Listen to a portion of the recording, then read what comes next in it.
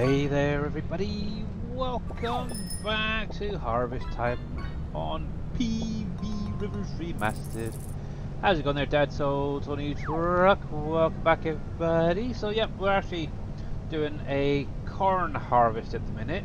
I'm just going to trade in this header and get a bigger one. And yeah, need a bike? Actually, I've been thinking about getting a new bike. But yeah, we'll see. I really don't know yet. We'll see. I want to go on with some nice chunky wheels, a nice sturdy frame to start cycling again. But yes, but anywho, that's real life, yeah. But anyway, yeah. So yeah, I've got obviously this field to do that I'm in the middle of doing. I got another cornfield on the other side of the river. I've got a few other things to get on and do. So yeah, I'm just going to carry on and work away. Hey Vortex, how you doing? Afternoon to you too. Well, it's bleaking warm today for some reason again. From the looks of it, by the weekend, sort of Sunday, Saturday, Sunday, it's meant to be hitting the 30s again. So that's gonna be nasty. Really, really is. So it is what it is, unfortunately. But yeah, I need to figure out where I need to put this corn. And hopefully, I've got enough to cover at least filling up the fuel station and getting some more vinegar on the go. I can't think of anything else at the minute off the top of my head, but I'm sure there's something I'm missing. Maybe some corn oil as well. Oh yes. But how has everybody been over the last day or two? Oh, that's a point. Soybean, that's the other one. I've got a couple of fields over here with soybean. I think there's another cornfield up top here, thinking about it as well. I've got to do so. I'm just going to make my way around. I do have two hard helpers out there at the minute. One is doing a ploughing. One is picking up some stones. Obviously, I've got that sunflower field up by the mine, that big long one on the left-hand side of the map. That was sunflowers, which now been harvested. The field's been ploughed. Obviously, it's getting the stones picked up, which is cool. I can just leave that to do its dues. I did up the capacity on the stone picker, so yeah, it should be there for quite a while, so that's fine. What else was there? Obviously, oh yeah, the sugar beets I was working on Monday stream. I got all finished on that field, and the following field. Both of them now harvested up, so I've got a fair bit of sugar beet and sugar beet cuts left over. It's actually in the trailer. I had to buy 2 more trailers just to finish the sugar beets off, but yeah, at least it's done and out of the way. Obviously, that's one of the fields that's being ploughed right now. Obviously, once that one's done, I can get a guy over onto the other side and get the other field done that I was working on Monday. So, yay! I got some sugar cane still to do. That's gonna be a fun one. Yeah, I've got the corn, which I'm doing now. I've got soybean to do, and at some point, I do have some olives to get harvested, I believe. Ooh, I'm dreading that one. I really am. But it must be done, unfortunately. Righty, so let's bring this over here. Oh, got some equipment I need to get put away. There we go. I'll drop this guy right here. Oh, I think I'm about to turn it a little bit too far back, but that's fine. There we go. Let's get that sold. And I already have the bigger version of this. So, sell. Goodbye. And hopefully that will help get the job done a little bit quicker. I am using my ideal, so I don't really need a trailer anytime soon. There we go. Look at that big beast. That's gonna be nice. What's that? 6 years of using that little header. It's like terrible. It's like time to upgrade for sure. But yes, it is what it is. But let's carry on. There we go. There, let's get you folded up. I don't remember which button is. Does this one fold up or not? Looks like it should. I think I'm folding myself up. Select header. Oh. This one doesn't fold up. Dag nang it. Does it?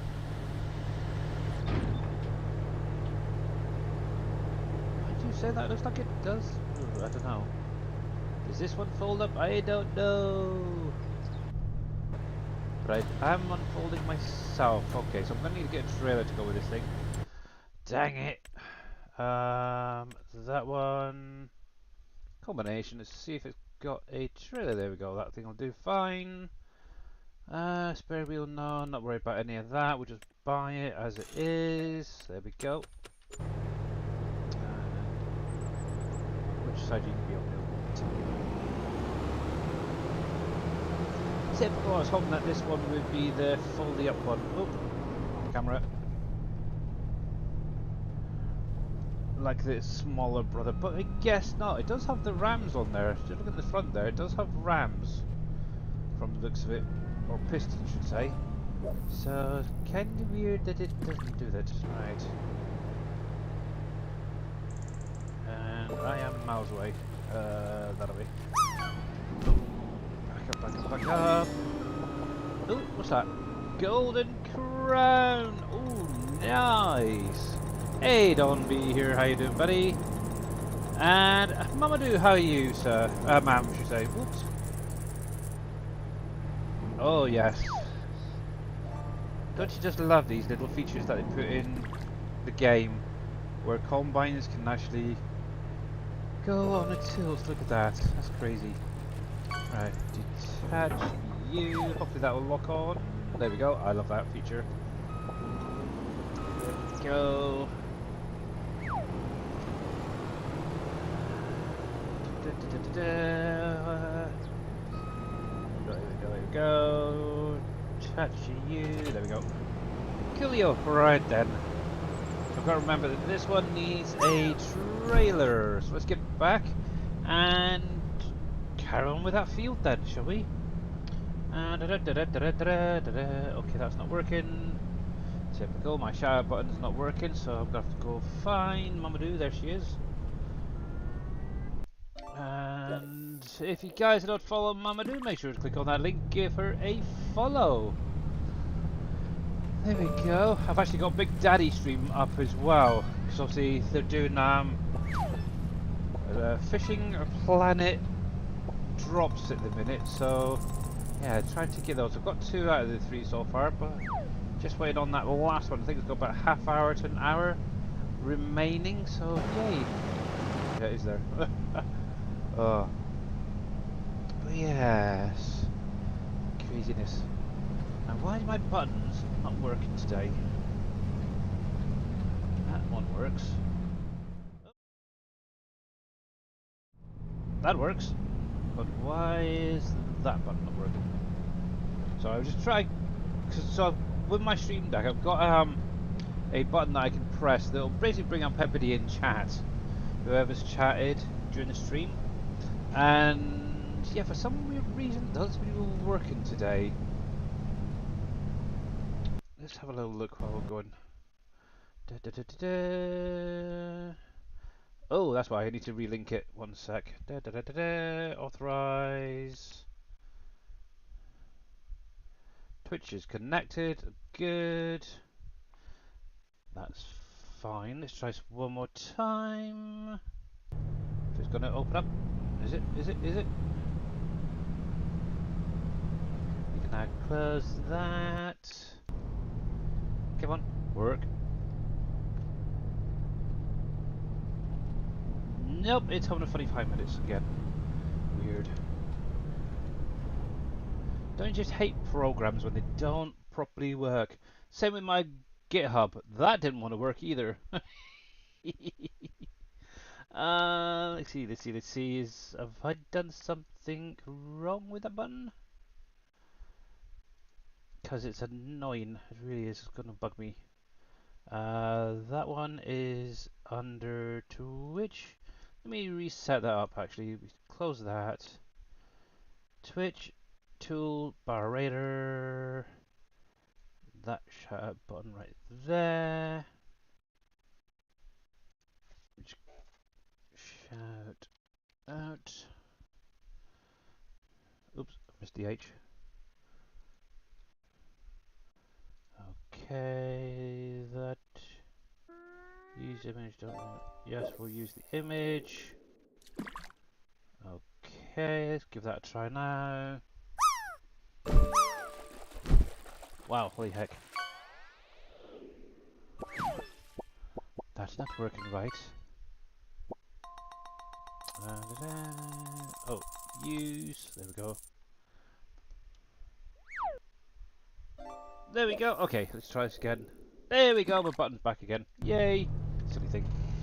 But yeah, if you guys are not following Mama, do make sure to click on the link, give her a follow. She was streaming yesterday, a little bit of farm sim.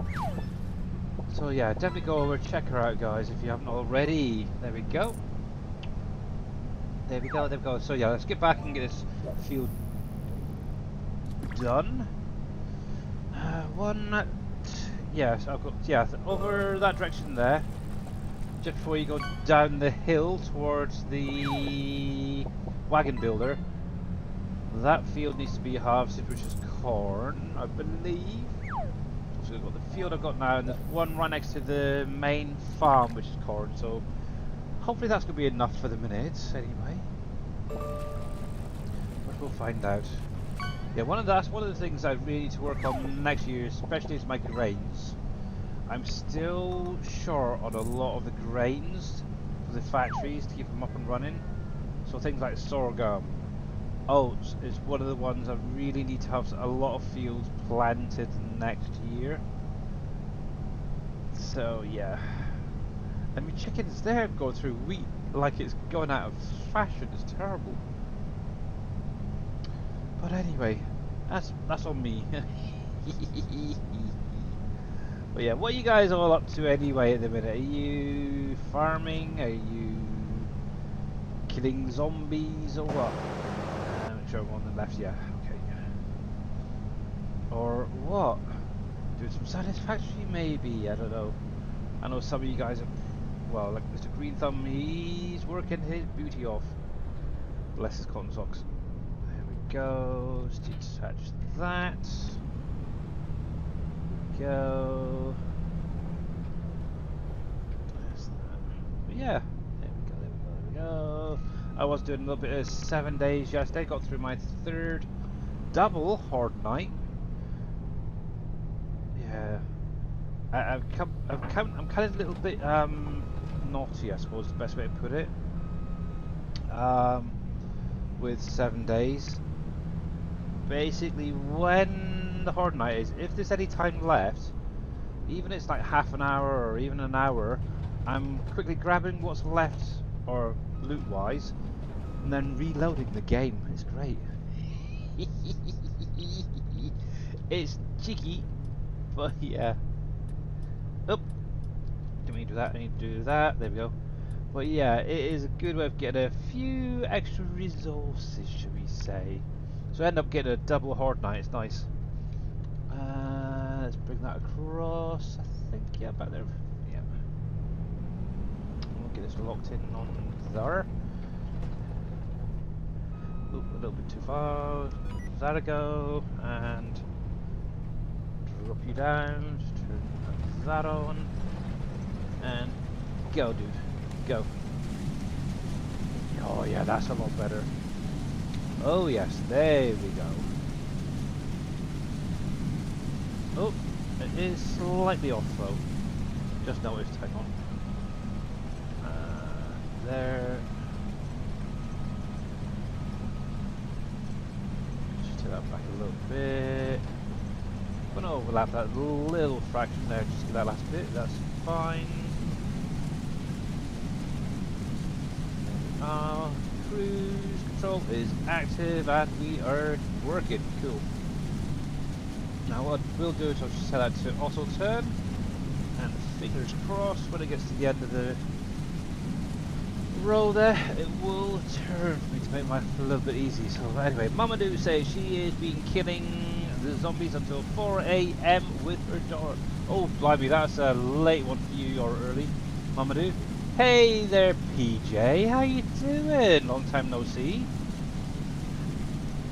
And if you guys are not following PJ Trap 23, make sure to click on the link, give her a follow guys. She has a great content creator and is yes. simply enjoying the maps you've been playing at the minute. Well, yeah, definitely go over and give her a follow, guys. Definitely. There we go. So, yeah, to be honest, not a lot's really been happening else apart from that. Just doing a little bit of this, a little bit of that on here. Can't be bothered doing any modding at the minute, so yeah, that's just kind of gone out of the window. However, while I think about it, for anybody who got T Miller's Board Game Factory, while I remember, ooh, let me get that up actually. There is a update if anybody wants it that adds in the products from that factory. Let me go grab the link for you guys so you can actually download and get it. Where the heck are you? Mod list. Oh heck, going the wrong way. Sorry, give me a sec. Copy that. Now why has that got 20 downloads already? I only gave it to 2 people. How rude! I gave it to 2 people to test to make sure it was set up right. Have they been sharing it out? Oh, bad people. Anyway, but yeah, if you haven't got the updated version of the Barrel Logistics with the board games, yeah, grab it now, guys. Grab it now. Let me pin it as well, so it's there for the whole stream. They're cheeky sods. I bet they've been handing it out to people. You're off to Lurk. Alrighty, cool. I'm kind of waiting on PJ to submit to Giants to become a partner. She's got the numbers there now. Just gotta wait for it. Pin that there as well. There we go. So there you go. Cool. Ran. I need to make sure this is set up the right direction.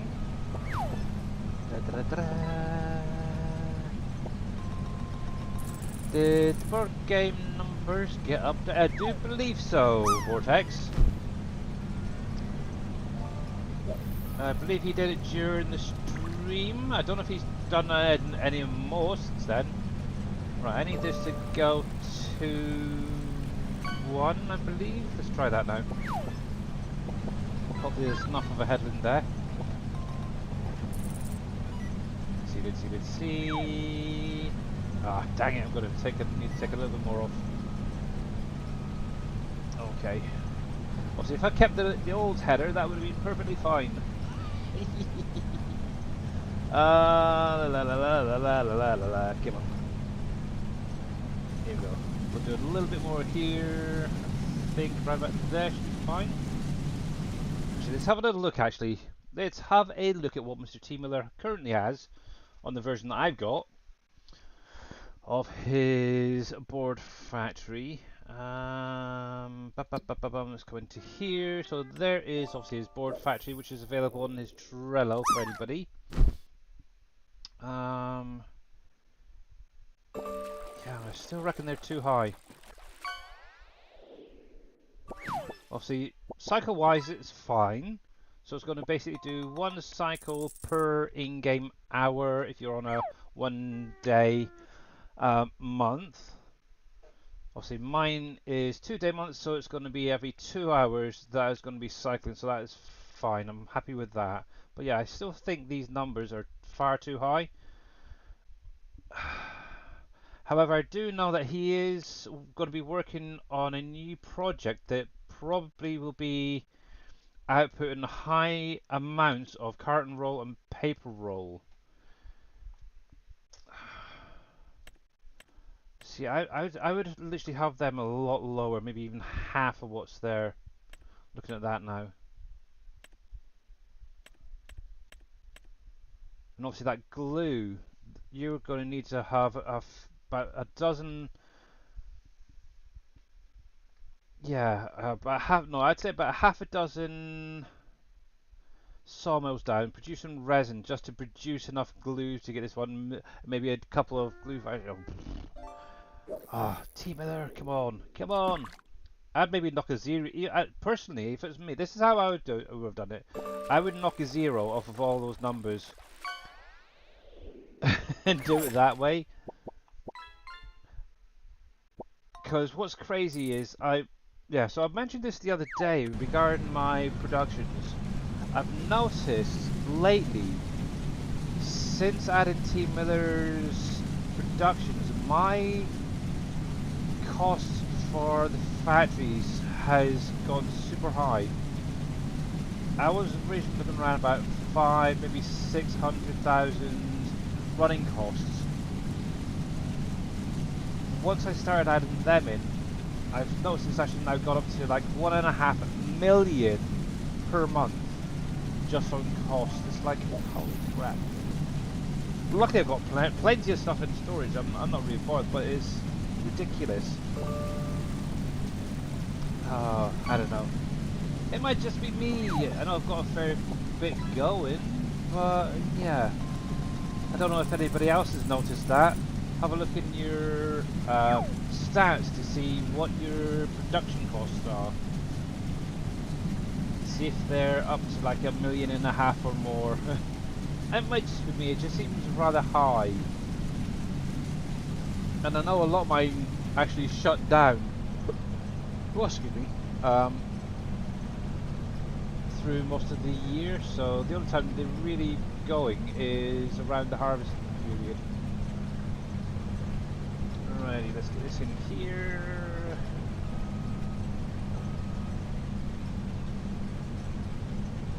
I could do it going a little bit further across actually. That way. Lock you in. And I think that one. Okay, let's go to the minus one quickly before I get going. There we go. Drop you down, camera, and go. Hey there, Mr. Coffee Man. How you doing, buddy? Hello, hello, hello, hello, hello, hello, hello, hello, hello, hello, hello, Mr. Coffee Man. Hehehe. Let's give you a shout out. If you guys not follow Mr. Coffee Man 101, make sure to click on the link, give him a follow.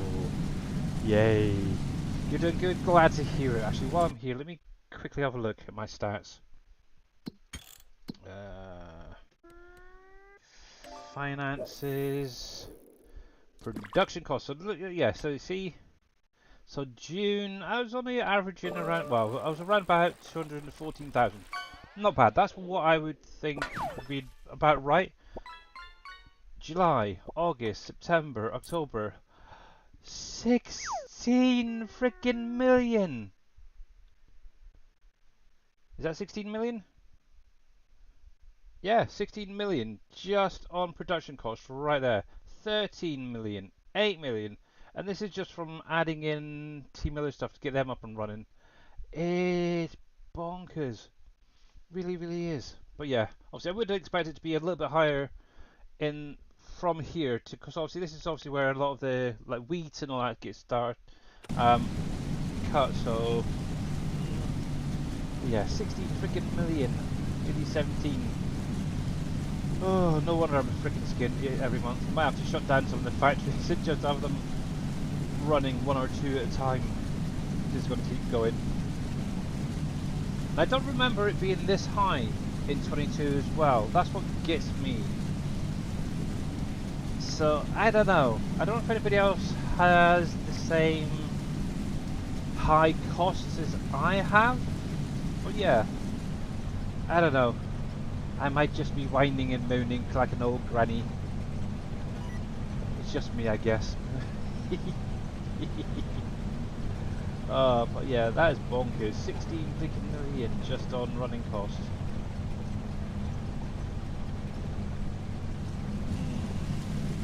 Goes.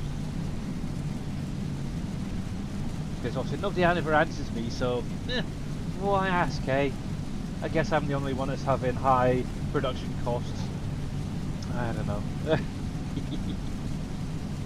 Maybe I should do 7 Days to Die. What do you think, guys? Oh, I don't know. Might get a response from yous. Oh well, it is what it is. Actually, while I'm here, let me just see how we're getting on with this. A sec. Just checking on, see how my claim is for the third and final fishing planet thing. 86% out of 2.5 hours. So okay, that's it. Yeah, about half hour and that should be done. Okay, okay, okay, okay. Let's go put that back up there. I am so glad Mr. Big Daddy is going, because yeah, that would have been a pain. I had it originally up farming trucker, and yeah, you don't have those installed yet. Oh man, yeah. See, I don't know if it's just if that's a combination of the base game stuff and Team Millers, or primarily Team Miller stuff, but it just seems since adding his especially, those numbers have rocketed up dramatically. So I'm kind of thinking I might shut some of them down for next year and just see how it goes. To be honest, I could probably shut them down and just get them filling up, maybe run them for a month and then shut them down. I might give that a go and see. Go. But yeah, this is one of the big reasons why whenever I do a silo that's set up to distribute, I always make it so it doesn't actually cost you anything extra. There we go. And I'm pretty sure, like for example, like the hops and the cranberry fields, I'm pretty sure that they're set either very, very low or non-existent. Actually, that's a good question. Da, da, da, da, da, da. Where are we? Where are we? Where are we? Let's have a look actually at them. Obviously, this right here, zero cost. Team Alert. Let's have a look at what have you got.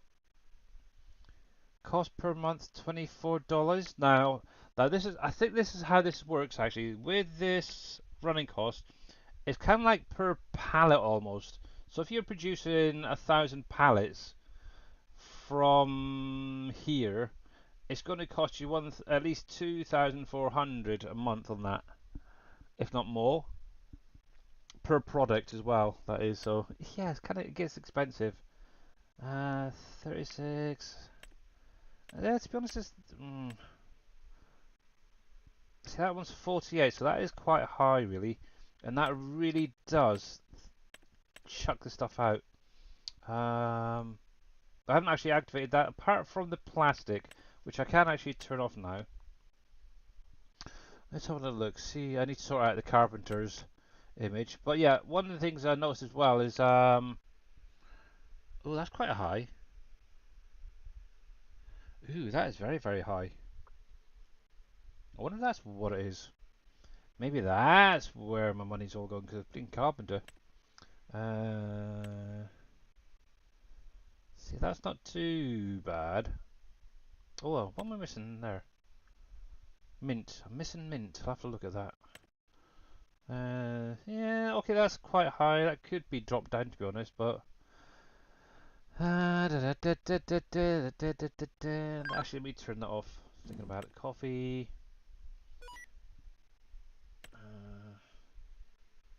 To be honest, I could actually technically come through and just turn a lot of this, because a lot of the stuff is, at the minute, is just backed up. So let's turn some of this lot off a minute. You, which one are you? Oh, you got some straw and some wood chips in you, so wood chips. We'll get that active. That's the one thing is that could be my issue as well. Is I tend to activate a factory and just forget about it and just leave it, and never really go back to it. It okay, glue's quite high, but yeah, that one's nothing. That's active, but I might just turn some of these off, just a little to fill up. A minute. That. Actually, there's another thing as well. The bees. I am not getting enough honey being made on there.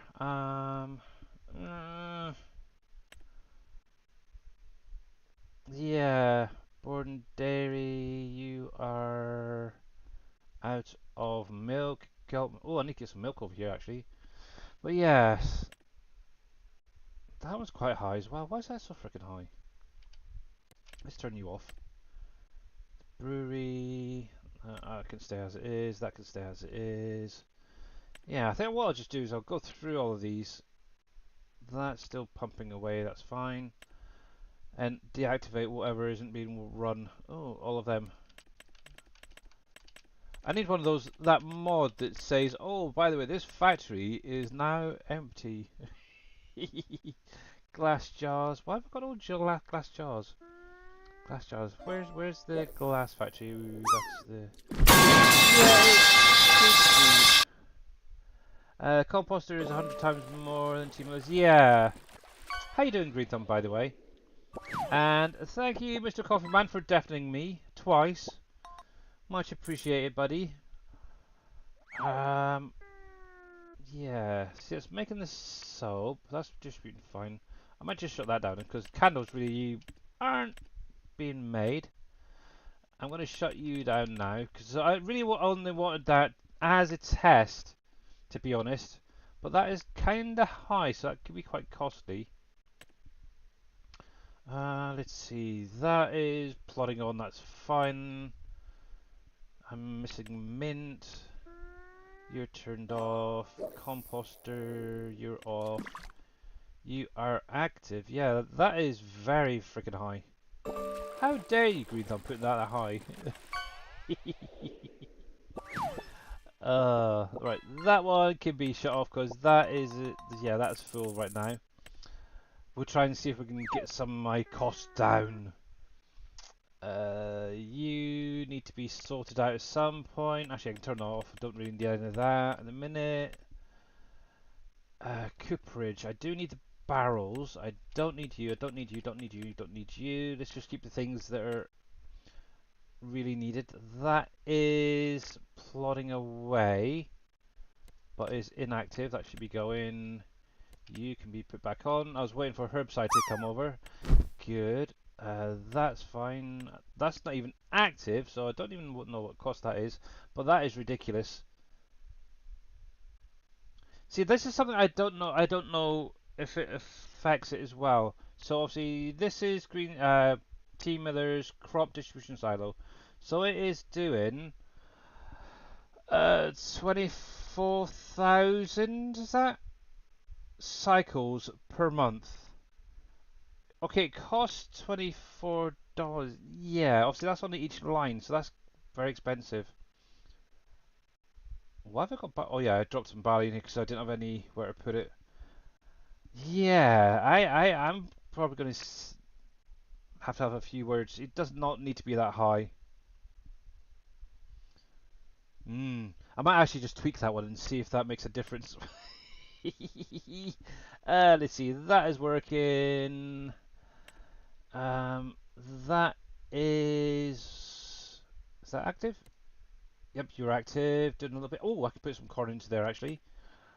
So actually, let me make a little note of that actually while I'm here. So, T Miller's crop distribution. We'll have a look at that. See, personally, with so that's what I would do with this one, for example, is lower those cycles and the cost. Maybe. Definitely the cycles. You do not need it to be that high. Obviously, I've got Barrow Logistics. Here we go. I'll show you what Barrow Logistics is set to. So if I come into here, I did do a little bit of selling the other day. There's so much in here, it's terrible. So yeah, okay, I've got it set to 240 cycles, which is what, but it's not costing any extra. Because technically a silo should not be really costing you that much. Actually, in the XML, it'd be probably a little bit better. Let's go to the top. Oh, by the way, just so you guys are aware, Barrow Logistics now has 292 items in it.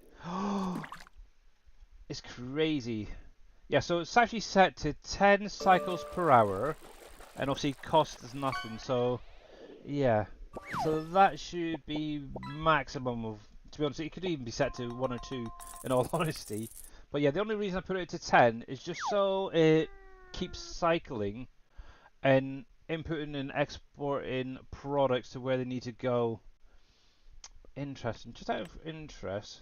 See, okay, that's the high, but yeah, it's not that bad in all honesty. That's kind of high on the cycles, but it gets the stuff done. So yeah, I'm gonna have to go through the rest of them and have a little look. And that's why I had a feeling I might have hit something because it did stop. I heard no noise there. But yes, that's definitely something.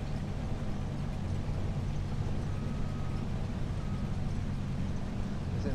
Yeah, oh, I don't know. Possibly. But yeah, if I can get at least some of those costs down, it will help. That's for sure. That is for sure. Oh, come on. Oops. There we go. But yes. So yeah, what I might do is have them only active for maybe a month or a couple of months in game, and then shut them down so they can fill up fully and then just go boom. I'll maybe even look into turning distribution off as well on them, on some of the stuff. See if that helps as well. Come on, yeah, crazy numbers. It really is crazy numbers. And I can't remember if I gave you on that, but if you guys are not following Mr. Green Thumb Farmers, like where the heck have you been? Get on over and give him a follow, guys. Let's see, let's go back a sec. Coffee says Supermarket Simulator updated again. Oh, has it? Anything good, Coffee Man? I honestly don't even have it installed anymore, so yeah, I have no idea what is being updated. And how you doing there, Drifter, over on YouTube? Welcome in, buddy. Welcome in. I haven't actually seen Farming Trucker yet either. It's kind of interesting. Oh, you're very welcome. You are very. It's very close still over here. I just looked at the temperature. It's 23 degrees Celsius, but it's still very close here. It's like, oh, come on! I need a nice, good thunderstorm. That is for sure. We actually went out today. Actually, let me do this manually. My daughter wanted to get her hair cut, bless her. So yeah, she got her own haircut. She even paid for it and everything from her pocket money. Obviously, they were having a nice little chat with the hairdresser and stuff. Gave her a few ideas to try out. Bless her. But yeah, my little girl is growing up. It's terrible, guys. It really is.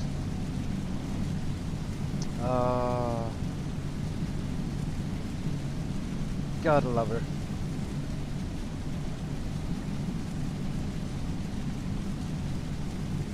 But yes.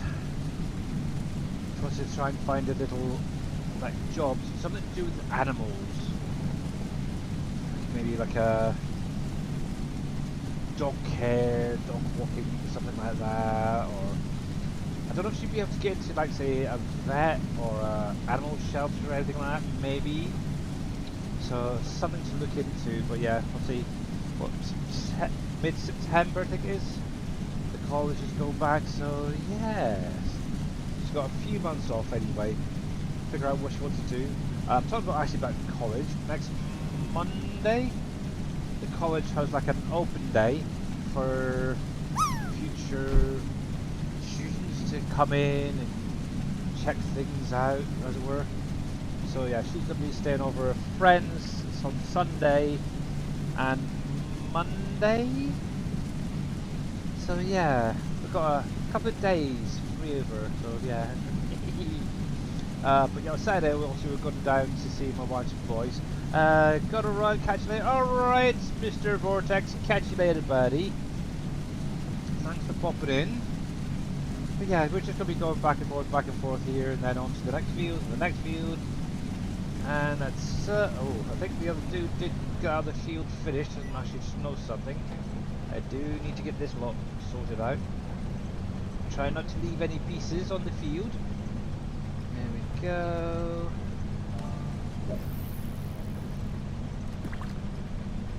But yeah, I found out that on my joystick as well, I can raise lower and fold up the header, which is quite nice on a combine.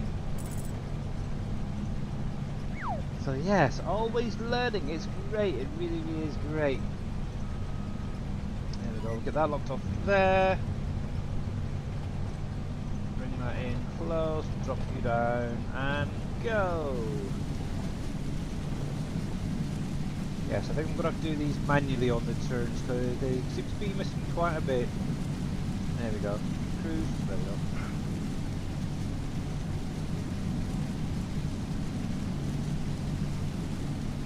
But yes, Farmer Mark's, bless his cotton socks, has been doing some PV Rivers, the FS15 version. It's definitely interesting to see some of the features that they had back then. So one of the things he's been showing a lot of is obviously around the map back in 15 they were able to have a piece of equipment ruined almost, where you could actually go up to them and then they'd pop back and then literally you found them. It was like a collectible almost, but you were then able to actually use them on your own farm. So like this morning he found a combine harvester and I think it was a slurry tanker, which is very, very cool. Yeah, so far he's found first spreader. Oh heck. What else was there? There was something else the other day. I can't think of what the other one was. There was something else he's found as well. I can't think of what it was, but that is a very, very cool idea. It'd be nice if in the future that sort of thing could potentially be added. I don't know if it can, or how simple that would be to set up. But yeah, that is very, very cool. Imagine being able to set up your farm just by finding a load of collectibles, guys. Now the only thing is, I don't know is whether like usage would it be down sort of thing, so like almost like a used piece of equipment. Would it have hours already on it? Would it cost a fortune to repair them? No idea. But yeah, it's definitely one thing Mr. Dave likes to do is push the game, that's for sure.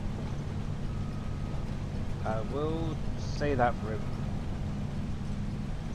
Right, there we go. We'll lock that in on there. Go and drop you down.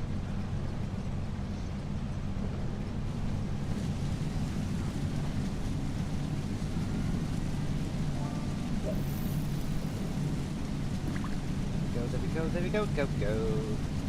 Oh, Mr. Green Thumb, did you see Streamer's Talk as well?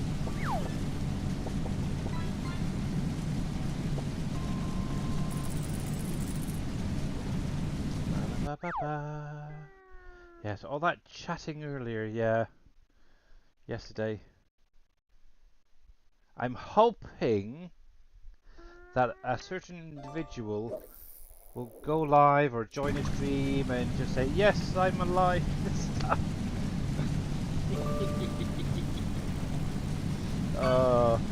Just give us something, give you guys something to say. I know it's hard, but yes, come on.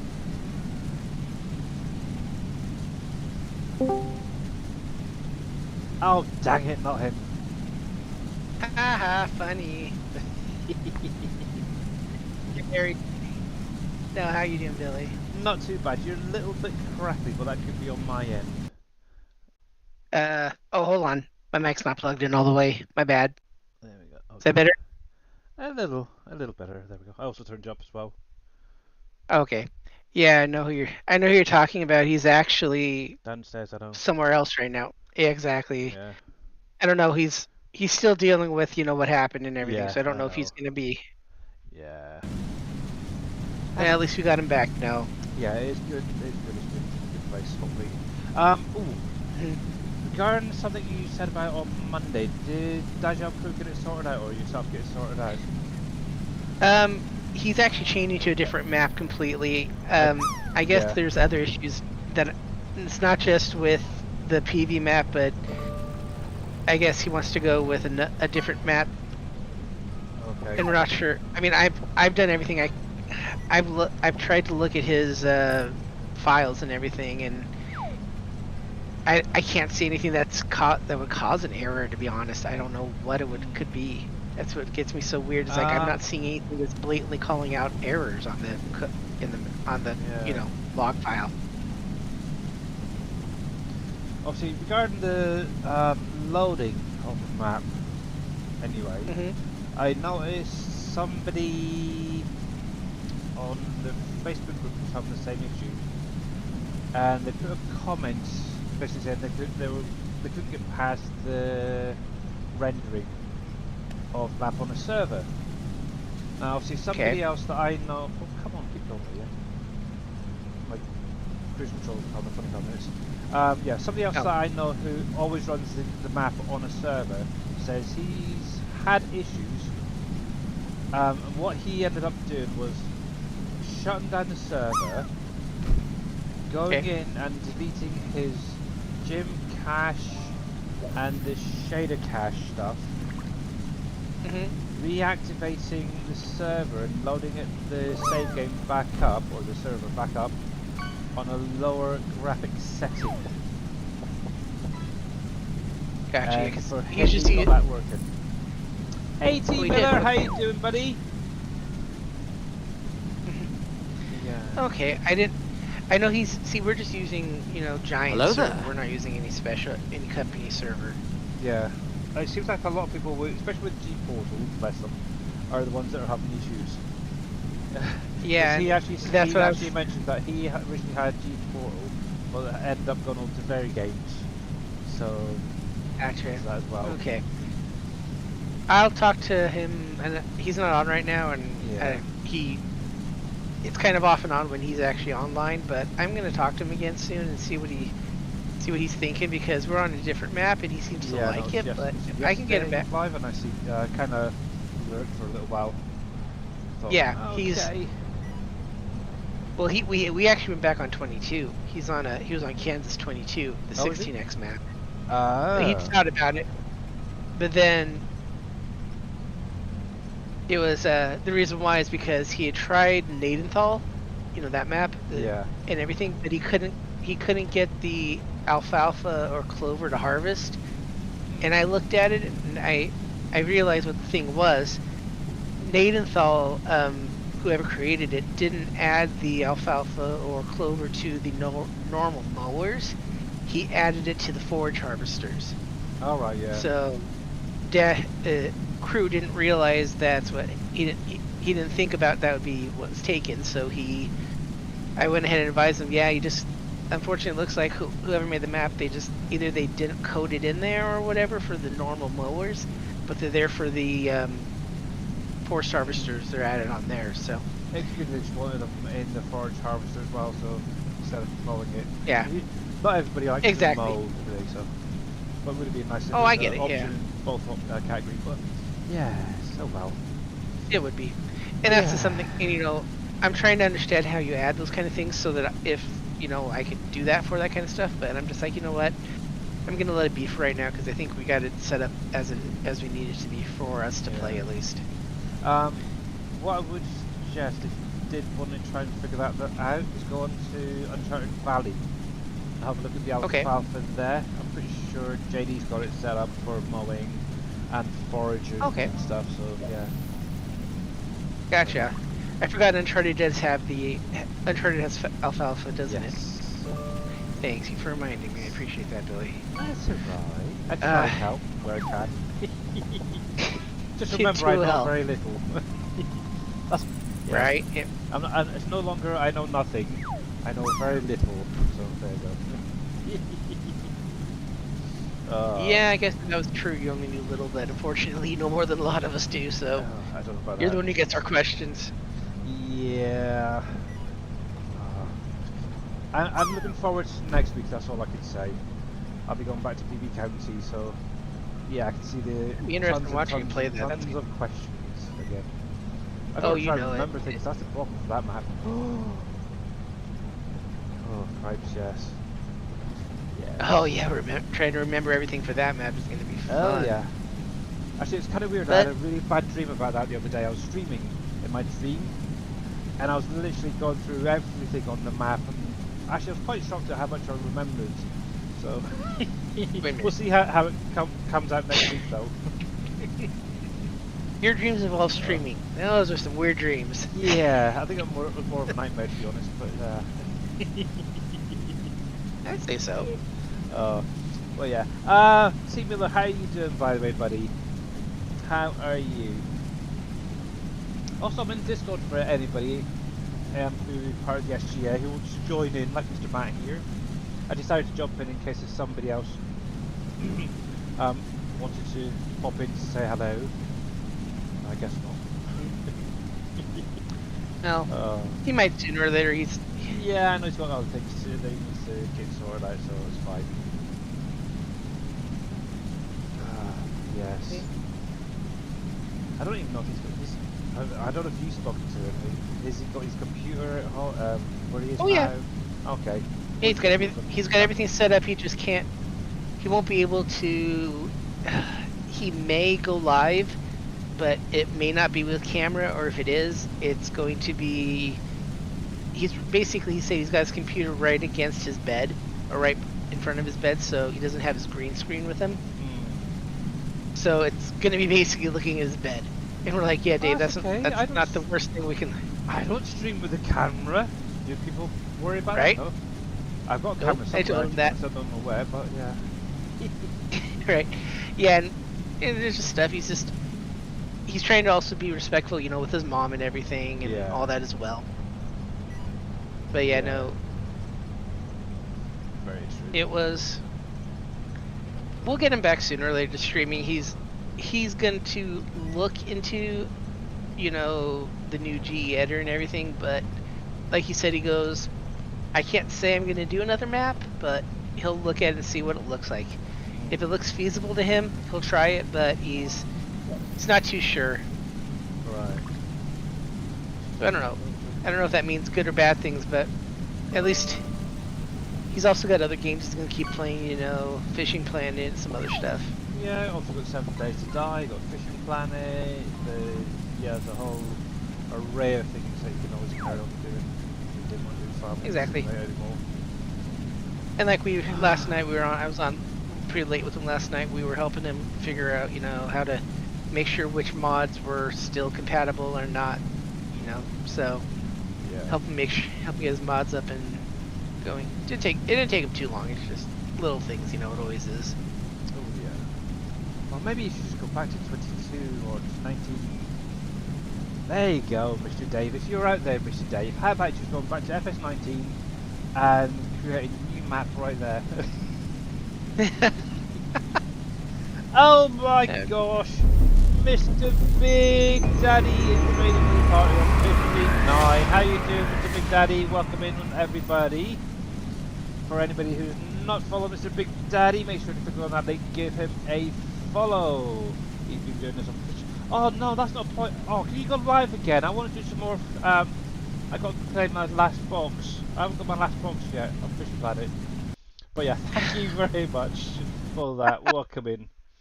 Dang it, I'm going to find somebody else now to watch. I'm lurking. Dang it.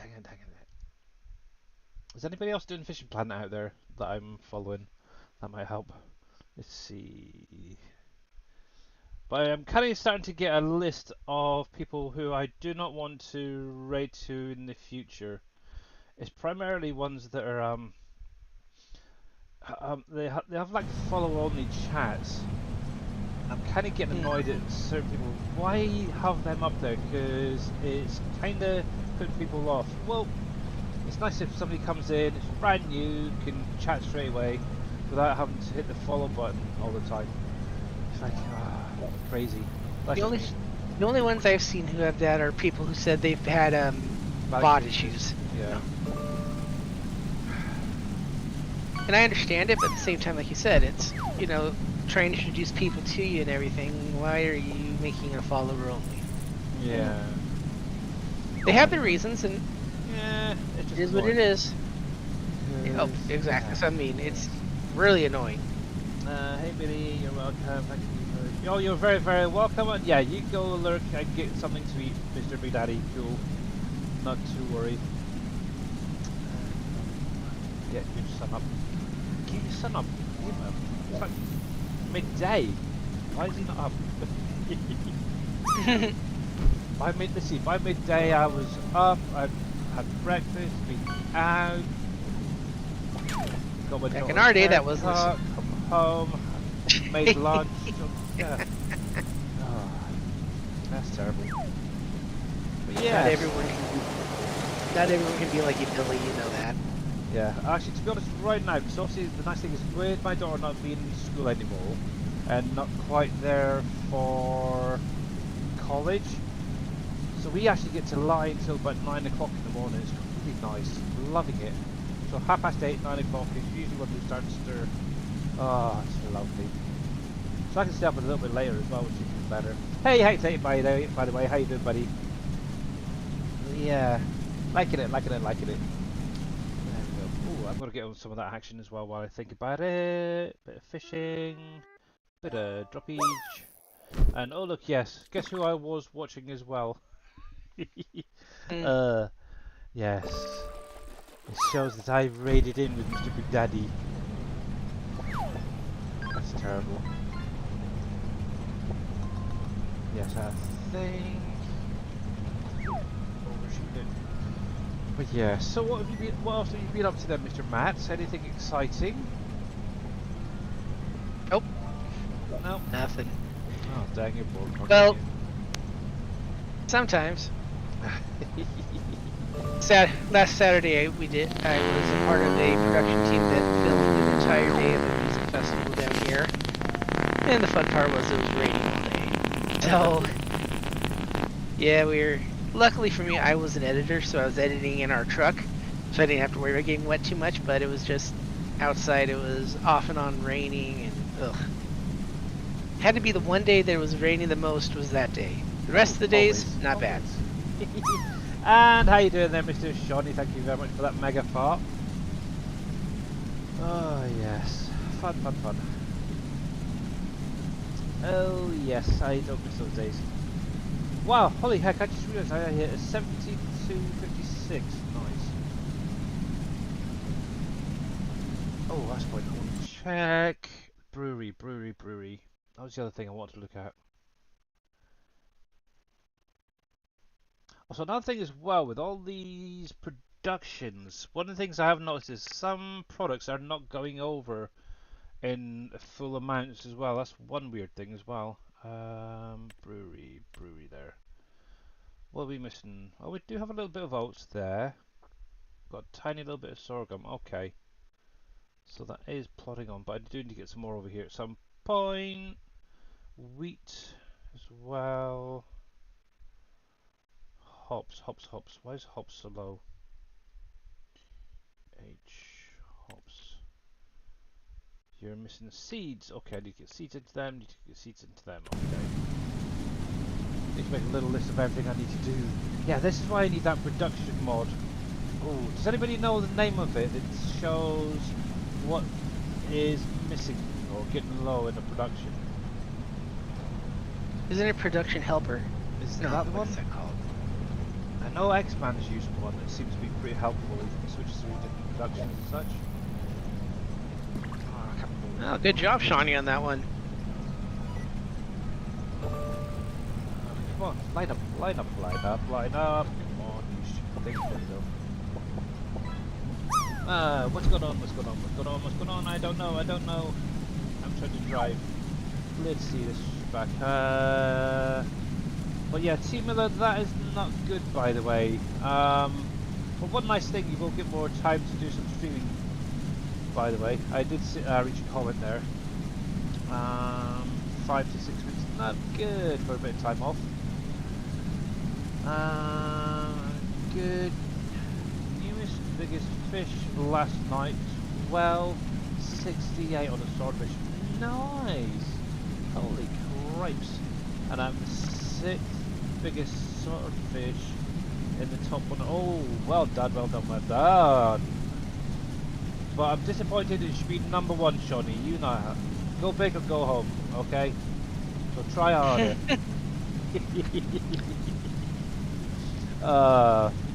Let's see. Our life went out. Well. Oh, is that? Oh, your lights went out. Yeah. Went out when you were trying to stream yesterday. Okay. I did notice that you were streaming for a little while, and then all of a sudden you sort of disappeared. It was kind of weird. But that explains it. Yeah, streaming and modding. Well, maybe. Yeah. Yeah, but yeah, just remember to take it nice and easy. That's all I can say, Team Miller. Don't overdo it. Production info HUD. Okay. I think that's what. Yeah, I think that's the one you're talking about. Could be. Giants. In. Stupid thing. INFO.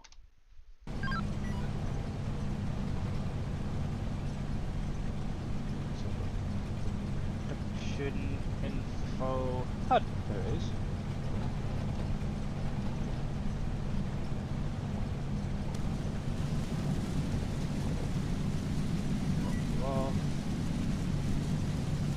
Let's have a look at that a second. Yes, that might work.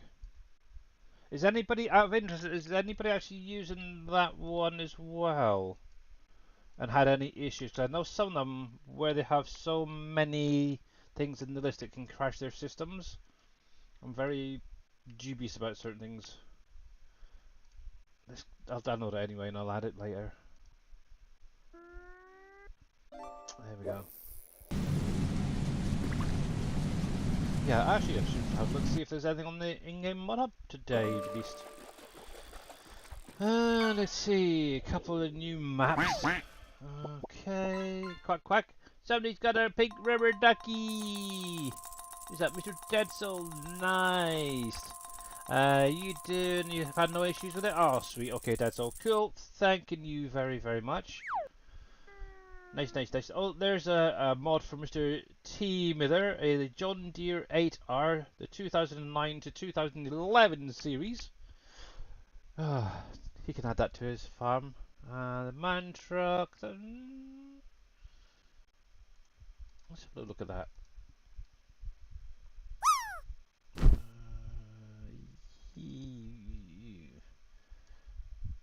Not sure about that. It looks like something that maybe FS Minor would bring out, to be honest. Ew. Don't like that. I like the base, the one I've got.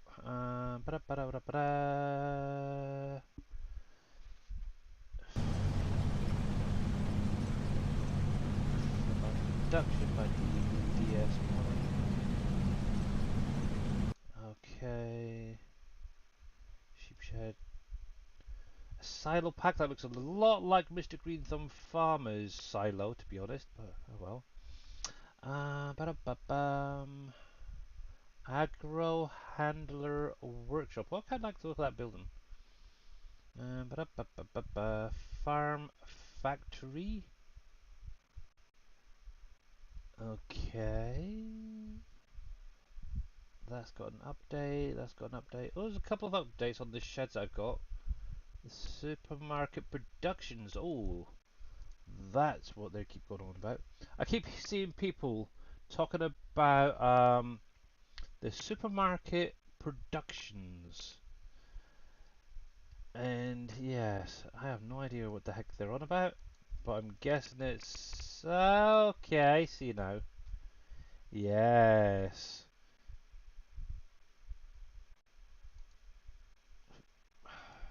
If that's the one I'm thinking of, it has crops that can grow in little plots and stuff. But one of the issues is it's thrown off a load of warnings for tipped grounds. So be very careful with that one.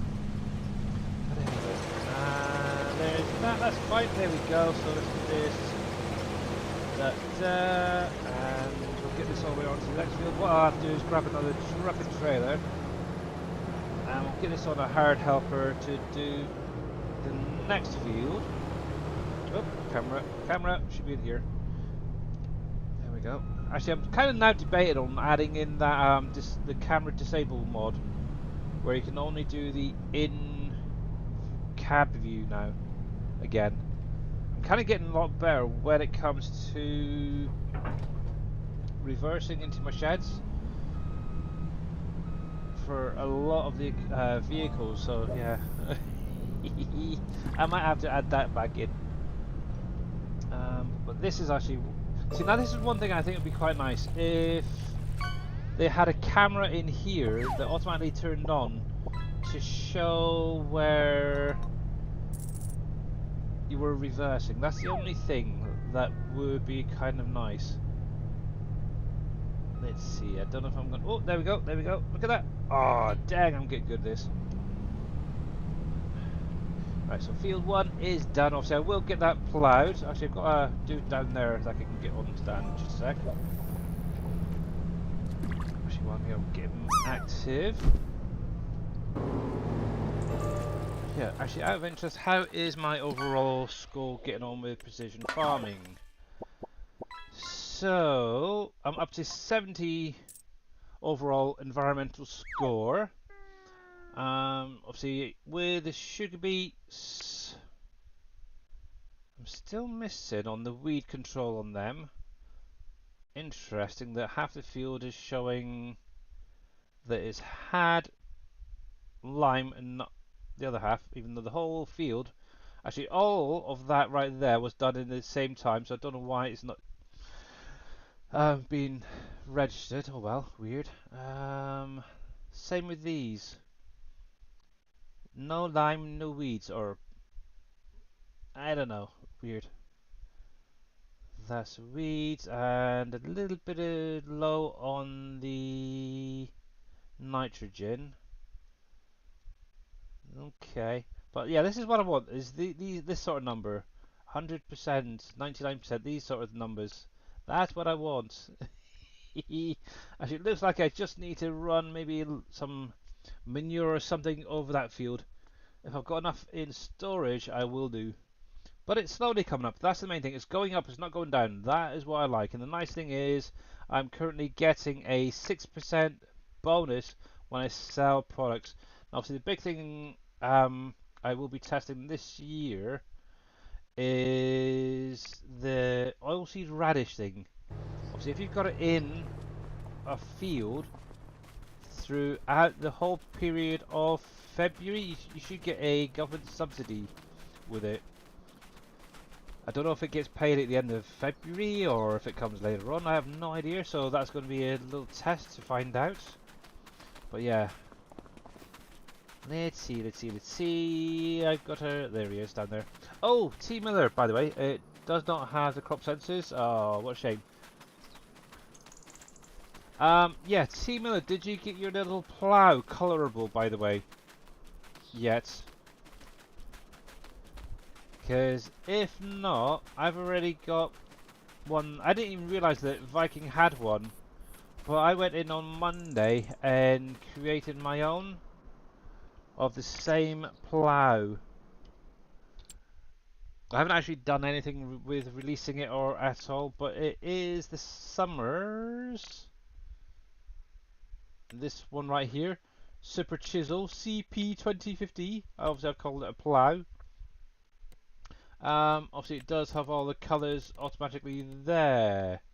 Let's see, John Deere, because you'll probably have something like this sort of colour there, and probably something like that.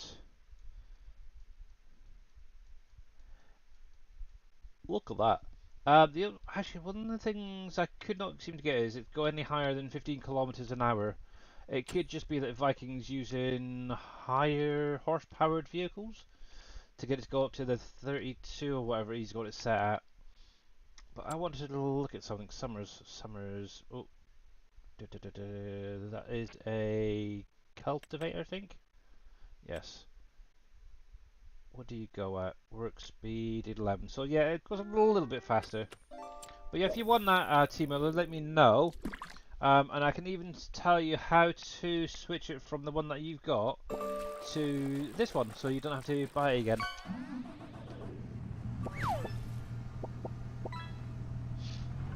There is ways of doing it.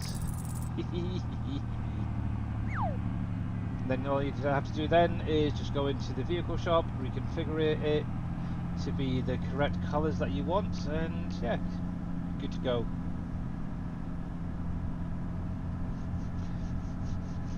But yeah, this guy can get going on the field here while it's here.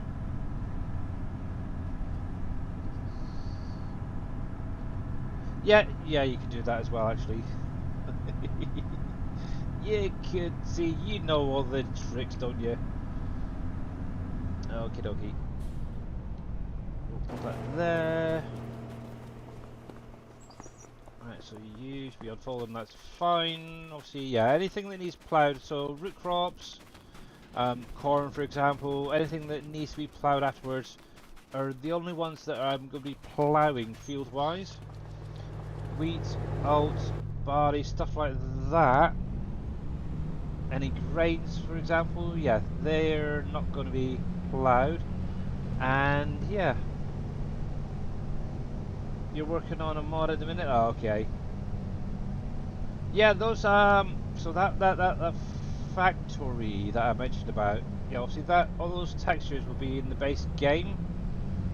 And if you open up that mod in the FS22 editor and export it with all of the files,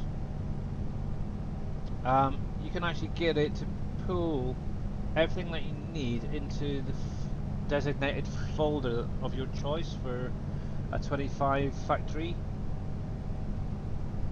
It's very simple. Actually, I'll get this guy going and I'll show you what I mean, because say things and show things can get a little bit complicated. Let's put that on cruise, there we go. You need to get PV County open and we'll choose one. Obviously once you get it into the 25 editor with all the textures and that, one, I would recommend going through, reconnect the shaders to the 25 ones. That's easy, it's just $data, / shaders, / and then whatever the XML would be. And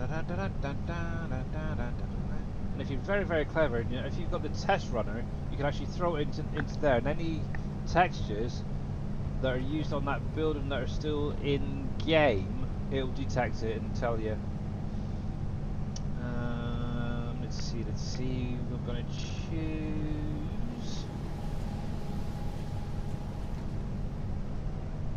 We'll choose that one right there. Extract that folder a sec. See, I can multitask. I'm uncommon male. I can multitask occasionally. I can't drive worth a crap, so yeah, I can multitask fine. There we go. There we go. But yes, we've got PV County. Yeah, I decided I'm going to do 2 weeks of FS19 each. So PV County, I'm going to do 2 weeks. PV Uncharted, 2 weeks. Then what I'll do is PV Canyon Crossing for 2 weeks, and then we'll finish off back on here after that. So there, that should help a few people out, those who are on those maps. Right, hired helper, you can do that. Mr. George, welcome in. Thank you very, very much for the primary sub. 19 months. Much appreciated, buddy. And how are you? How is the temperature where you are? Because it's quite hot where I am in a minute. Billy is a nuisance. He will be gone in 2 weeks. I apologize for this inconvenience. Hey Gamer Paul, how you doing, buddy? So this is mainly for T Miller, but anybody else who wants to convert a factory from 22 to say 25, this is probably going to be the easiest. So first things first, we'll wait for the sounds to go. Thank you very much for the T-Rex roar, much appreciated. How you doing, Gamer Paul, by the way? So yeah, open up that mod in. So obviously this is going to be going from 22 to 25. So if we open up this folder right here, or the i3D, in the FS22 editor, which is the 9, Giants editor 9, so 9.0.6. We'll open it up in there. So what that will do is it'll find and recognize where every texture is. From there, what I tend to do is set up a folder on my desktop, name it the same, so it could be FS25 underscore paper factory, for example. So that's what I'm just going to do quickly right here. So we're going to rename that FS. Yes, I know. Caps lock FS. There we go. Underscore. Oh, 25, I should say. Underscore. Paper factory. Oh, fuck monkeys! I've got cap lock on. Oh well, it's fine for the moment. But yeah, you get the idea. You get the idea. It's basically gonna be a folder to export this into.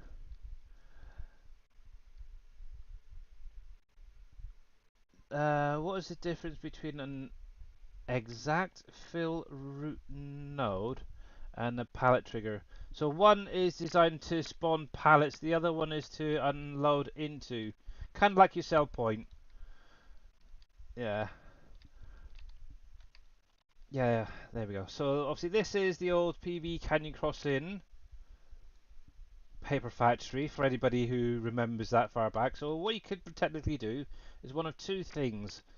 So the way I've done them is I will just take the visuals. So this was actually originally a sugar mill. Select the visuals and export that. But what you could technically do if you really wanted to do a little bit more work is select the whole thing, export that into 25. But yeah, I tend to personally just grab the visuals. So that's just the building itself. That's going to be the sugar mill itself plus any attachments in there. I'll take that and anything else I'll usually add in on the FS25 editor. So once it's selected what you want, go to File, Export All, or Export Selected with files. That's the one that we want. So click on that. So we're going to find that new folder, which is right here, and we'll name it whatever you want. So obviously in this case it's going to be Paper Factory. Oh crap. Paper. Can't spell. Factory. And I will do save. Now obviously this is going to export all those files as well. So if you do no and no, obviously this is the same thing for if you're doing from 19 to 22, 22 to 25 or whatever. This is how I always do it this way, okay? But what I'll do is add in the 25 production and then use that for the triggers and everything. It makes life a little bit simpler. With that being said, let's close that because we don't need that anymore. What I will do is I'm going to grab the Paper Factory XML. No, I'm going to leave it. I'm going to grab the images right there. So that's the store image and the icon. We'll grab them for the minute. and we'll put that into the new folder. Now if I actually open this up, as you can see, it's literally grabbed all of those textures. Now if you were to say go into the test runner and run this, it will actually detect maybe some of these are already in the base game and tell you to relink them to those textures. For right now I'm not going to bother, but as you can see it also exports the shaders. So what you best way to do, let me just post them into there. That's the images I've just grabbed. So if we right click on the paper factory for the minute and open that in Notepad++, what we want to do is find any of those shaders that were brought over, and we're going to relink them to the FS25 ones. So right here for example we have a building shader. So if we do $data /shaders / that will then point it back into the game and take it from there. So we'll copy that. We have a color shader right there. We have a decal shader. We have a glow shader. A snow heap shader. Now there's other things like this here, this here, this here. The Windows spec there.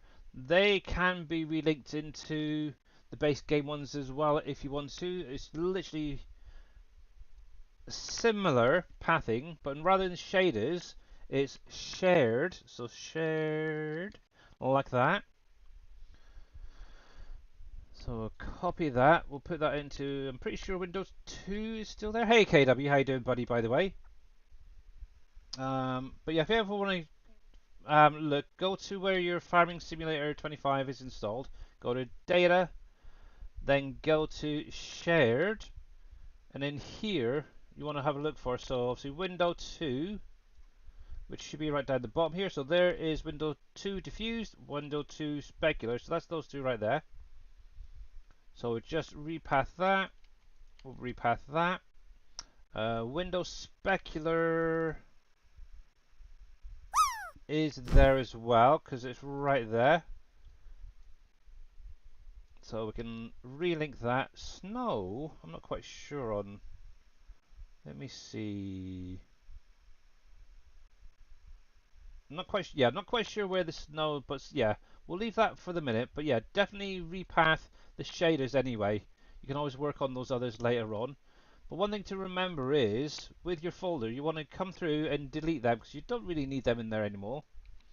So we'll delete that, delete, and that one.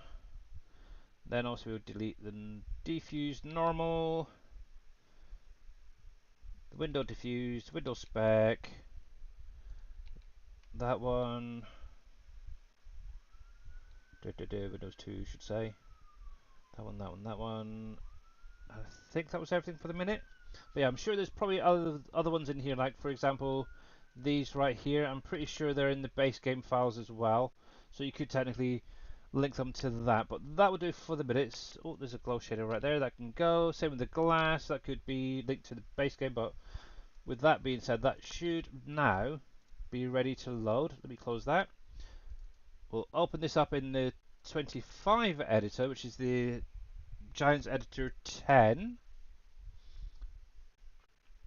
Oh, wrong one actually. Hang on, it should be this folder right here. Nope, wrong one. Hang on. I've got to get the right folder. There it is. There's one. There's too many folders open. Go away. Go away. Go away. Go away. There we go. So, let's try this again. We'll open this one up in the 10 editor. Oh, yeah. But yeah, what you could do is with all these textures, once you've figured them all out and sorted them out, you could technically throw that into its own folder and then repath it that way. So, like, name the folder textures, for example, then just go through the i3D and Notepad++ and put it textures / whatever the texture would be. But yeah, there you go, right there. So that is literally gone from 22 to 25 in a heartbeat. Obviously, if I scroll up here, there's no warnings, there's no errors at all in the console, which is great. So, first things first, save it. So it's saved to this version of the editor. So if you want to do any further edits, it'll automatically open up in this one. Now, one thing you will need to do is open this all up and find any collisions. That is pretty much the only thing you're going to need to add back in. But normally, because this was one of the base game ones, it should have at least one thing with a collision. Normally, now we'll look at that in just a sec.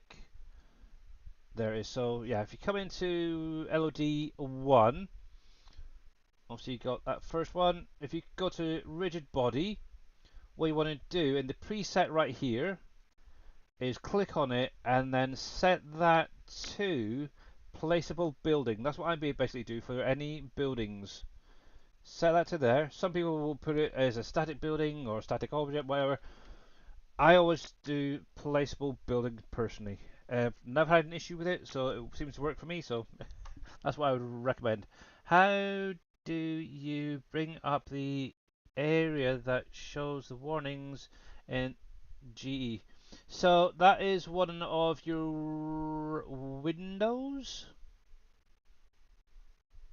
Yeah, so if you click on window up at the top here, and it's console right there, what that will do is basically add this under here at the bottom, which will show you everything going on.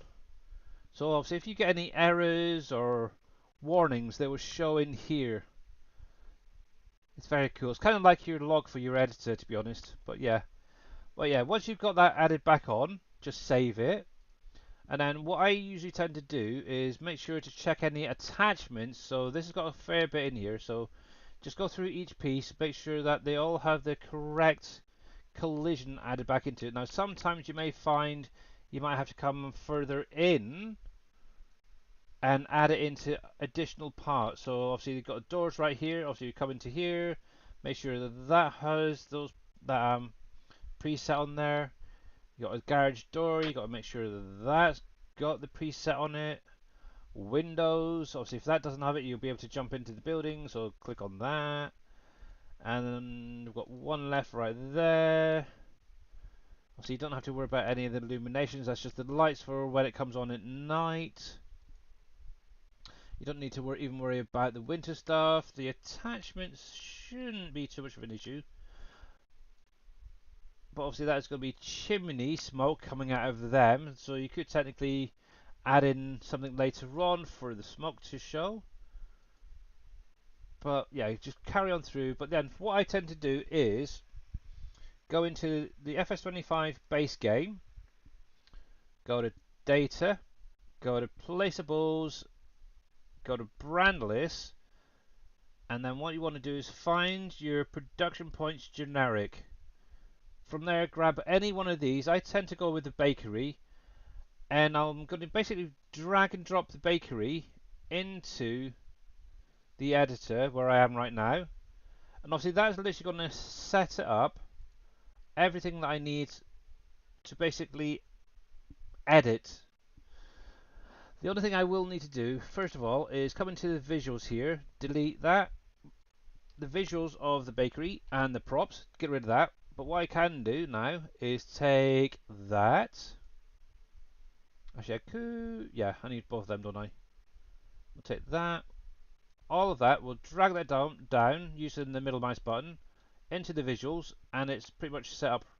The only thing I need to then do is go through all of these top ones right here to set them up so that they're big enough to cover the factory area. The lights, that can be deleted. The info trigger, obviously that just needs to be expanded a bit to where you need to have it. Then obviously cell station for this, what I always do is I extend it out. I'll move one into its location, so something like that. We're going to actually rotate that 90 degrees. This is obviously how I tend to do it.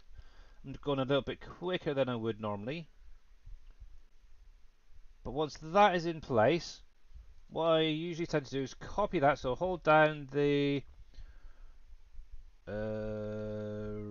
left shift and C, and that's actually going to copy all three of them. And I'm going to take the palette and I'm going to do left shift V.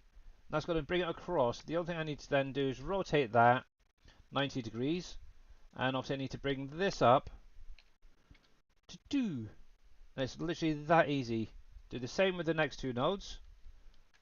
So there, obviously I'm going to set that to 0, so that goes to ground height. Same thing with that, set that to 0. So that is basically now the selling station right there, set up in an instant. Very easy. Obviously, one thing you would probably need to do is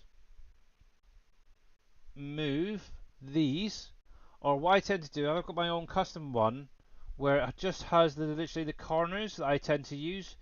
So what I could technically do is come into here, delete them, and add them in, which I'll probably do maybe later on, but obviously this is more for Team Miller's benefit. And just go on from there. But obviously, one thing to make sure is once you got this set up, is to make sure to go through the XML and make sure that these are all linked correctly. Because it's only when you start loading them into the game you start finding that things are missing and not quite right. But yeah, what I could do is pop that maybe there, for example. We'll do the same thing there, so we'll copy all three of them. So that's the left shift C, left shift V, and we'll drop that down. So basically you got the player trigger there and the marker all in the same spot. Technically, if you weren't going to have any warnings, you could just get rid of that. If you the warning stripes, you could technically get rid of that. And then obviously finally, with this factory, we're only going to need one pallet spawner, so we're going to take that one there. We're going to bring that across to where it was previously, which was this little dock area. And also we need to make sure that that is going to be high enough as well that the pallets will spawn. So I'm going to just bring that up a little bit to there. And we want to set that probably to maybe a -7 instead. Yeah, look at that. That's pretty good. So that is pretty much all you really need to do. Obviously, if you wanted to, you could actually have that a little bit higher. Now, obviously, this is going to be doing, for example, the paper roll and carton roll. So what you might want to do is have that set to maybe 2 on the height. So you could actually technically get a double stack. Obviously, those pallets are a little bit bigger than your average pallet, so bear that one in mind. And actually, we might even bring that out just a little bit more.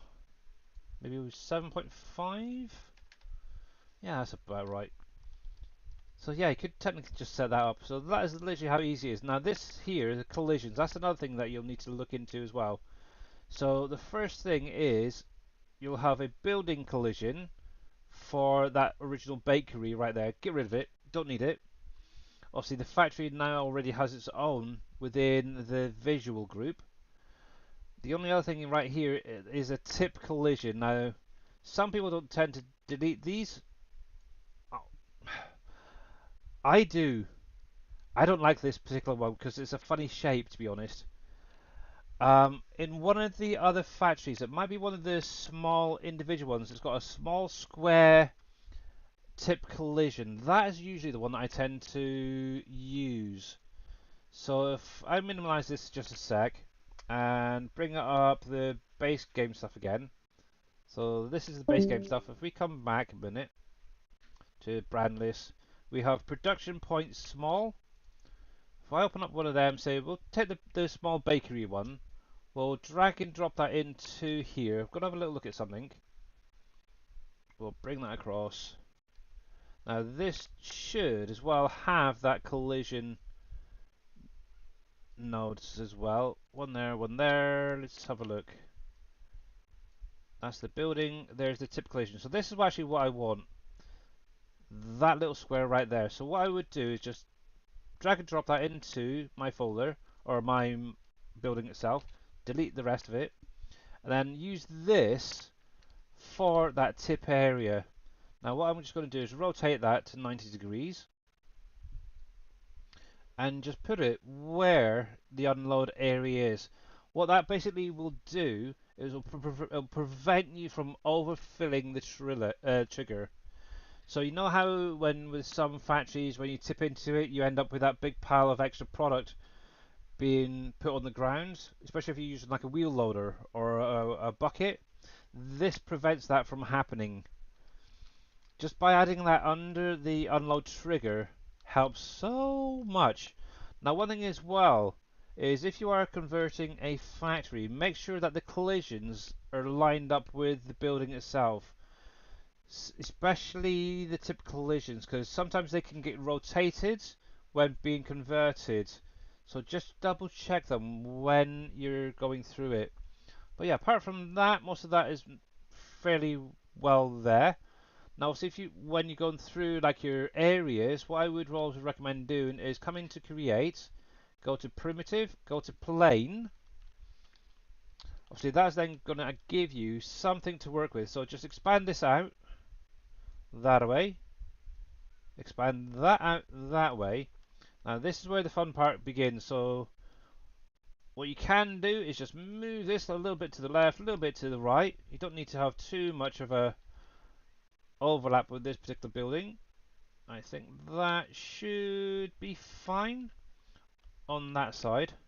On this side, we can just bring that in a fraction. We can even bring it forward a little bit. There we go. Something like that. There we go. So what you can then do is use this box, this plane, as a reference for setting up all your clear, your level. You don't really need a paint, so that can actually technically go. But all of these areas. Obviously, if you actually select the first one and open up the rest, you'll actually see which way Giants are setting these up. So you've got one point there, you have a point over here, and then a point at the front. So technically this start one is saying to have this point at the back right here. So what you can do is just line up with that back corner. Obviously your width is going to be the same, but just bring that across to there. Then your height needs to come to the front, just like that, and then you literally just copy those into your level area. Use the locations on this to add it into your test and tip occluder areas. Now with your test area though, it has one slight difference on the end here. So let me set this up just quickly to show you what I mean. So let me copy that. We'll pop that there. Now the width is going to be 30 point. Oh, we'll just copy that into there. The height is going to be that one into there. Now, yeah, as you can see, this is actually raised up a bit. This is actually going to give you kind of a blocker almost when it's finished. So if you actually take the plane and raise it as high as the top highest part of the building, so around about 28.5. Let's see if 28 is. Yeah, I think that's just over the top. That's fine. So what you need to do with the test area end, you need to make sure that that is set as high as it needs to go. So that needs to go up 28. I'm not quite sure why, but yeah, it has to go that high. But yeah,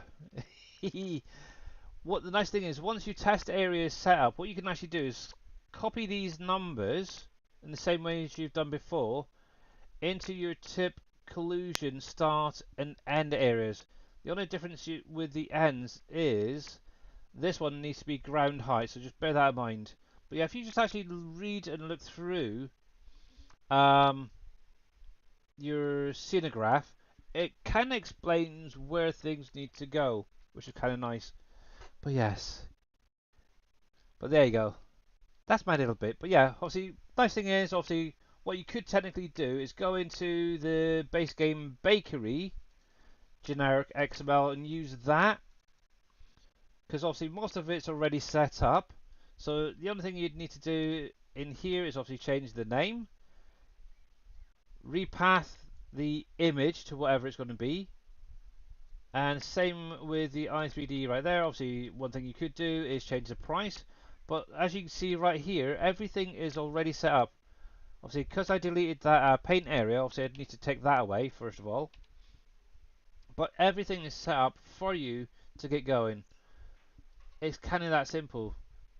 When you get down to the productions, maybe look into just deleting everything apart from one recipe, and then use that to edit.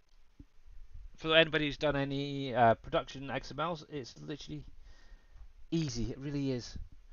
But yeah, make sure you got your production set up. Make sure you got your storages set up correctly. That they've got all the products in and out in here, and obviously your triggers right there. Obviously you got this time around. Obviously you do kind of need 2, maybe 3, depending on your factory.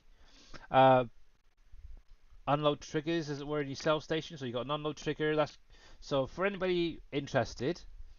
Obviously, you got an unload trigger. That is going to be in your cell point. That is actually this one right here. Your extra fill root node. That's that one.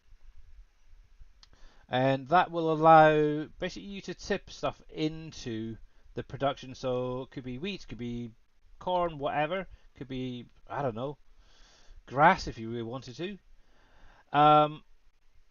Another thing that Giants have added in this time is a pallet trigger. So you know when you drive through one of the triggers, literally all the pallets will seemingly disappear really very quickly. That's because of this new trigger that Giants have added in. Technically you could just have it with the extra fill root node. I've had that done before. It worked. It can be a little bit tricky getting the right height for it, but yeah, having that pallet trigger right there does help a heck of a lot. Now obviously if you're going into adding, say, a bale type into this production, you'll also need a bale trigger. That gets a little bit more complicated, so I'd look into maybe something like the hayloft, for example. That has the trigger there. Just export it, bring it into here, and repath it in the XML. But yeah. But any questions? Ask T Miller, because he's going to be doing a lot of this stuff. But yeah, it is very simple once you've done it once or twice. But yeah, I'm actually going to save that right there in case if Mr. T Miller wants it, because that building is practically set up. Just needs the XML work done and maybe the areas finished setting up. But the nice thing is, one thing I will say is with, for example, your info trigger, what I always tend to do is keep the location and rotation set to 0. I never, or very rarely, move it from that 0 positions. What I tend to do is just expand it out or make it a little bit smaller, in all honesty. Sometimes I might need to bring it to the front a little bit because of the building faceable, but overall it's usually set to 0. But once you've resized it, one thing I will always say is to make sure that you freeze the scale on this. So all you literally need to do is go up to Edit, go to Freeze Translation, deselect whatever is selected there, and only have the scale selected. Click Apply, and that will set it to 111. Now, by doing that, when you take it into game, the trigger will not act funny. Sometimes it will go big, sometimes it will go small. It will be a bit deformed compared to how it is in here. Now, sometimes if you say, for instance, you're messing around with, for example, your extra fill root node, and accidentally click on here and expand this out, for example, this really does cause issues by messing around with the main group. First of all, it's going to deform your marker nodes. So obviously the marker in game will look a little bit stretched here. It'll be, yeah, completely wrong. Never you mess around with that main group. Always try and go with what is inside it. So these two trigger boxes right here. That's literally all you need to change. So if I reset that to 1, just come into the group itself and then move and resize these. Once you've got the size you want, make sure to just come up to Edit and freeze the scale again. Just like that. That's literally all you need to do.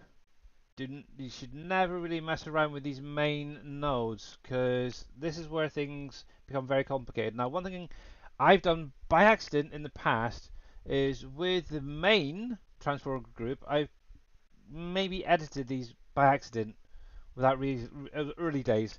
Yeah, what you want to make sure is none of this changes. It's got to be 000000011. Now, the only thing I would change in here is the clip distance. Maybe setting that to about 800. Oops. Is about the only thing that I would mess around with that node. And possibly the name as well.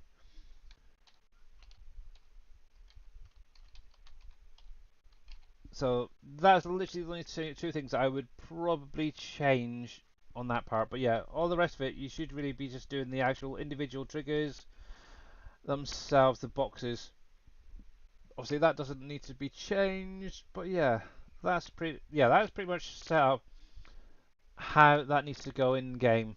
Obviously it's just the XML work and then finishing off that, but yeah, overall that is pretty much ready to go rock and roll, and then get it in game and test it. But yeah, if you want that T-Miller, that's literally how easy it is.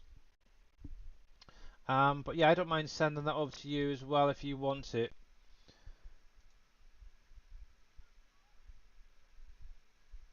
But right now there is a production watcher. It's hey, I saw over on YouTube. Yes, I've done a few of these over the year, the over time, and it's getting a little bit. It gets a little bit. It's easy to do. That's one thing I will say. The more you do it, the easier it does get. Explaining certain things can get a little bit complicated, and I tend to rush through things as well. But what I'm going to do very, very quickly is take a quick break, and I will be right back to carry on with this harvest. I'm actually going to probably put you on to the other guy for the minute, just so you got something to watch, and not just a cornfield.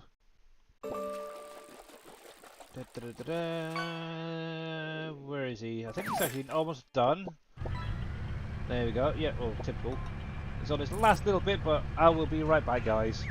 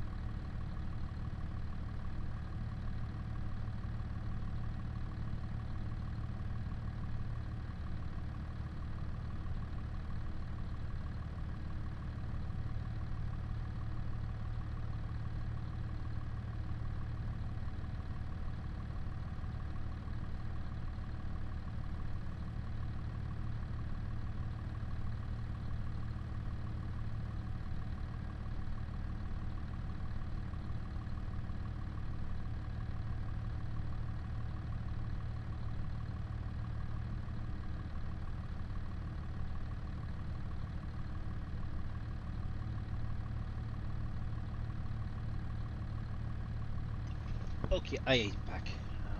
Desktop. So before I send that off to Team Miller, I'm going to do one little thing for him. First thing, I'm going to actually properly name it properly. So it should be lowercase, not uppercases. Paper Factory. Also, one thing you would need to do is add in a mod description and all that as well, as you would normally with a mod. Yeah, this is what I want to do. So I'm going to create a folder. Go to new folder. We're going to call this textures. Text. T-U-R-E-S. Oh, I can't spell today. It's too warm. There we go. Textures. I'm going to highlight that. I'm going to copy that so I spell it correctly in the i3D. I'm going to take all of this up to there. I'm going to drop that into there. I'm going to take all of this and that into there. I'm going to take all that, that, and that into there. And then I'm going to open up the i3D in Notepad++. And what I'm going to do with all of these individually, I'm going to repath them so they're going into that folder. So textures / and I'm just going to highlight that and then just put that onto each of them. Now obviously, like I was saying earlier, there is some textures in there that could be repathed to the base game, so like the icicles, for example. I'm pretty sure I've seen them in one of the folders. There's other things there that could technically go into the base game files as well, or repath to the base game ones. But for right now, this is fine. There, there, there, there, there, there. And I'm sure I've seen these empty rooms diffused in a specular. What's been added to Barrel is added in T Miller's board games. They're now in there as well for storage. So, yep. There we go. Let's do all these quickly. There's probably an easier way, but I have no idea how. But I always tend to do them individually. Once this is done, yeah, like snow diffuse, normal, and specular, I'm pretty sure that they're in the shared files or somewhere in amongst that lot. Just got to repath them to where they are if need be. But right now, we'll do it this way. Also, once you've got all of them repathed to where they're going to go, make sure to hit save. And we'll just open that up in the 10 editor. Yeah, T Miller released his Board Game Factory the other day. And obviously I've just added that into Barrel Logistics for anybody who is using it, so you can get it from the link above. Maybe at some point it'll be added to possibly the mod folder switcher, not sure, but T Miller is more than welcome to share that link to anybody or even put it up on his Trello. Same with Farmer Marks or Green Thumb Farmer or whoever. But there we go, so that is fine. That is now repathed. I'm just going to save that and Mr. T Miller can finish that off in his time. Obviously he's got to go through, sort out the level area, the indoor area, the test area is pretty much sorted out. Same with the tip area, and maybe add in some warning stripes if he wants them. Actually, what I might do, let me see if I've got it here. FS25 modding stuff. Do I? Assets. Modding assets, is it in there? Warning stripe. There we go. I think this is the right one. Yes. So this is actually the ones that I tend to use. It's all ones from 22 where they only had the corners. The nice thing with having it this way, you can actually adjust the trigger size to any one that you want. So what we'll do is we'll drop that into the warning stripes for him. Now obviously these are set to non-renderable, so what I would recommend doing is selecting them all, make them renderable again. So just unselect that. That will show them. These are already linked to the 25 assets, which is kind of nice. And then all we'd have to do with this then is come into here, we'll set that to 0. We'll set that to 0. And we'll bring these out to where they need to be. So we'll just drag that over to here, for example. Now, if this is something I will say that I've done a few times myself, if I'm ever unsure of where the trigger area is going to be, what I would tend to do is go into the cell station and highlight one of these two triggers. Oh, actually, that one needs to be reset. Hang on. Let me drop that down a bit. And we'll drop that back to around about there. And obviously make sure to freeze that as well. Just on the scale, nothing else. And then what I tend to do is I'll select one of these triggers, come into where it says the shape, and I will actually make that visible again. So I deselect that non-renderable thing just so it shows where it is. This is what I tend to do sometimes. And then I'll literally just have the markers with roughly where the corners of each of the trigger is. So there's one. We'll bring that one into around about there. We'll bring this one across to here. Actually, I need to be nudged across a little bit. Actually, that's fine. And then this one can be brought in as well.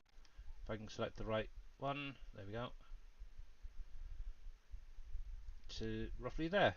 Now, one thing you could technically do if you really wanted to is copy these three. So left shift C will select all of them. You could technically just come onto here, do left shift V, and that'll put it into the same position. So it's all you then have to do is drag it down to there where it needs to be. So obviously that's going to move the translate X. So I think maybe 10.8 should be fine. And you can do the same with each of them. That will actually line them up a little bit better, in all honesty. So if we do the top one first, to there, we'll bring that across to... So that's doing the Z. So we'll bring that to, say, 8.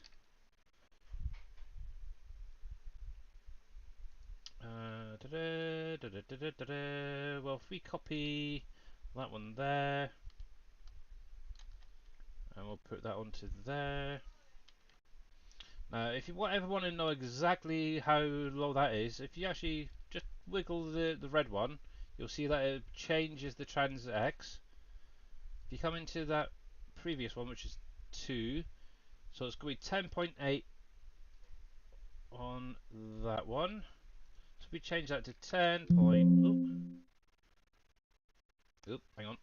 10.8. That will literally line up with this, and that box is now perfectly squared. Yeah, isn't that clever? Obviously, remember when you go back in, select them all again, go to shape, make them non-renderable. One thing to remember as well is make it a terrain decal as well. If that isn't selected, that won't show properly. Now, obviously, one thing is if you have it's showing like this in the editor, what you may find is when you get it into game and you've placed it, you may end up with double layers. So you'll have one on the actual terrain plus another one. So always make sure that that first one is set to non-renderable, okay? Just like that in the editor. Once you've done that, just make sure to then go into the trigger and make that non-renderable, and you're good to go. So we'll save that, that's good to go. So yeah, Team Below, you just need to sort out the level area, the indoor area,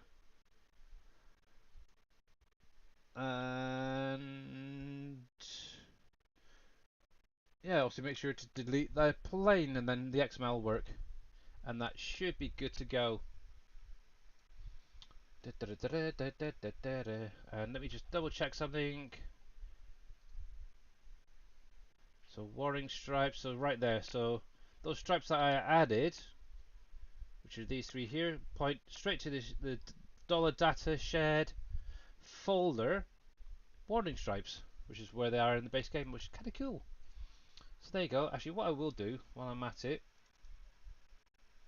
we'll give you a mod description, and I'll do a quick edit on that. So currently we can use version number 99. We'll change that to 1. Obviously, if you want to put your name in there, you're more than welcome to. Everything's there, that's fine. Obviously, you've got your icon, which is going to be your mod icon. Right there, that one is going to be what shows in game. That is set up. That is fine. Let me just make sure that. Oh, yeah, because obviously you'll work on the XML, which I technically could just grab that one for the minute. There we go. And that's pretty much good to go, really. But yeah, obviously, open up the XML. Obviously, first thing is you're going to need to change that. Obviously, all this. But yeah, what I would do is grab one from the base game or one that you've already got and maybe replace it with on here. But that is practically all you really need, guys. Once that's in there, shove it in game, see if there's any warnings, any errors, address them, fix them, unlike some freaking modders out there. Obviously, if you're adding in a custom palette, for example, you'll need to have a palette folder as well set up, and new fill types. And yeah, if you're ever wondering how that works, just look at some of the ones that is out there already that I've done.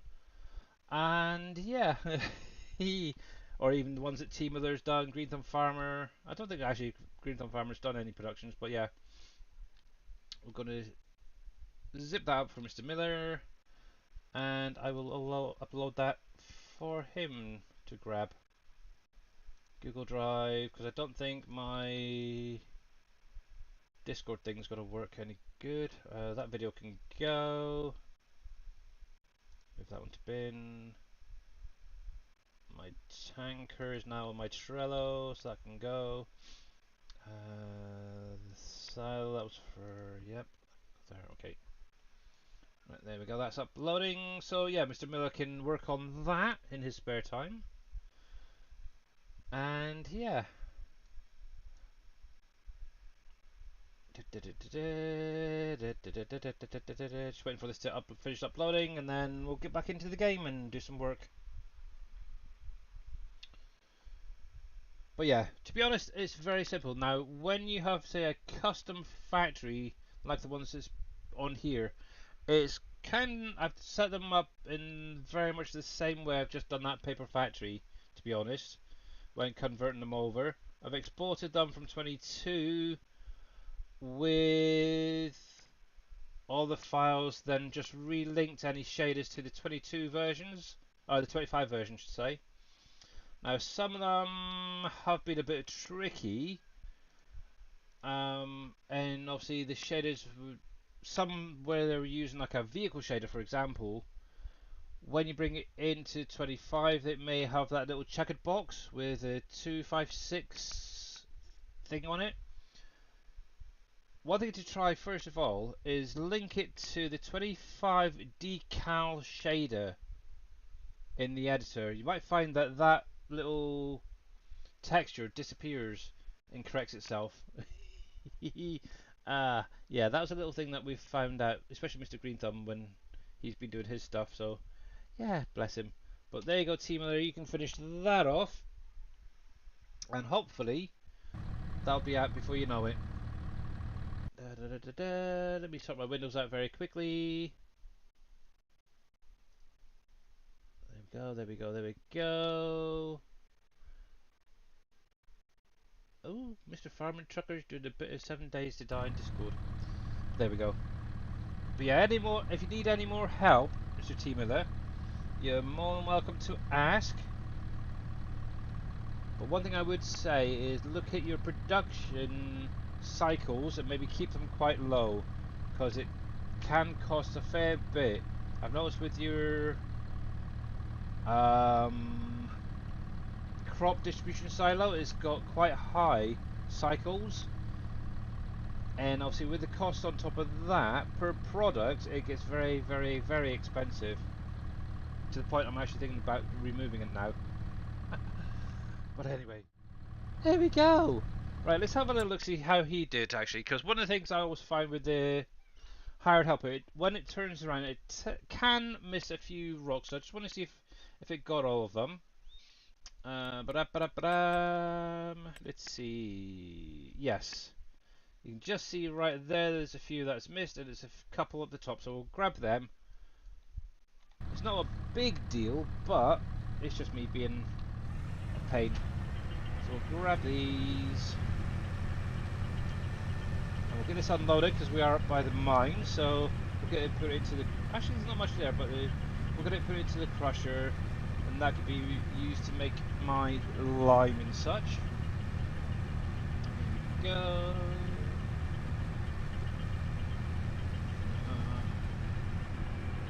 But yeah, when you've done 40 odd factories, it gets almost like you don't really need to think about it. So I tend to do a lot, that's why I tend to do a lot of it when I'm not streaming, because I don't have to think too much about it. But yes, it is what it is, unfortunately. But yeah, also one of the things I'm going to do, I'm not going to bother putting down any additional paper factories or whatever. If they get any products, then they're just going to fill up and start working as and when they do. Now, one thing I do need to be very careful of is I did extend this field a little bit, but there is some tree saplings down here as well, so I need to keep an eye out for them. When they grow, I may have to bring the field in just a little bit more. There we go, get that. We'll get this raised up, run down the far end, and get those other pieces. There we go. Yeah, I've got a nice cool drink of water now, so that'll help.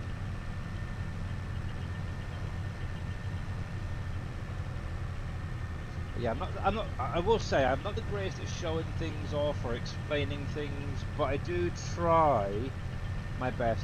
One of the things when I do start going, I tend to talk very quickly. It can be a bit hard to keep up, so I do apologise. I really do apologise to you guys. Yes. Well, hopefully you understand most of it anyway. But yeah, obviously, yeah, like I said, I've got a load of saplings on the left hand side. On the right hand side, I do need to get this finished off around Campbell's at some point. I have removed a lot of the concrete that was there. I've left a little bit there just for turning around and such. Obviously, I'm going to add in probably some more meadow grass there. If at any point I buy that field, oh excuse me, it might get extended further down, which is one quite thing, makes the field a little bit bigger. Haven't quite got there yet, but as that's got, it's either wheat or barley in there, I might be owning that soon myself. But yes, I might extend that field at some point when I do own it. And I think around about here. But yeah, I've still got... Oh, hello.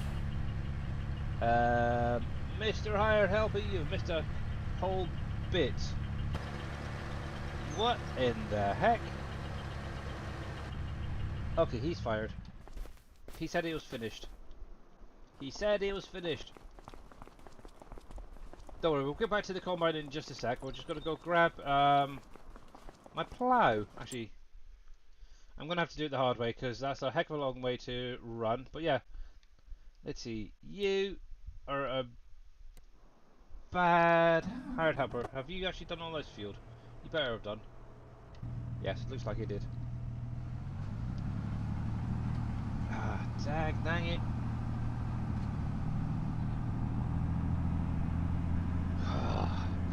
Now I've got to do a bit of work too. How rude. How rude.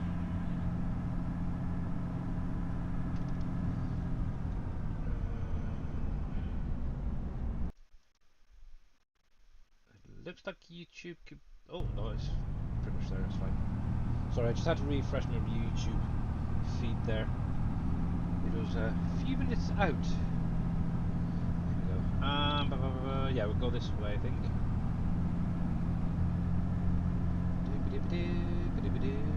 But yeah, obviously that Summer's Plough that I did, I haven't actually released it, but if anybody did want it, you're more than welcome to. I can throw that up on my Trello as well. It goes up to 15 kilometers an hour and is fully color customizable. There we go. Yeah, that's another one I need to send over to Mr. D. Miller.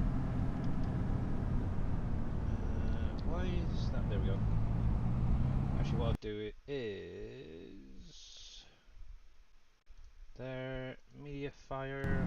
Keep on this. But yeah, I've noticed the sorghum really is struggling to get over to the brewery. Equipment there. I think I zipped it up. Let's see. Summers.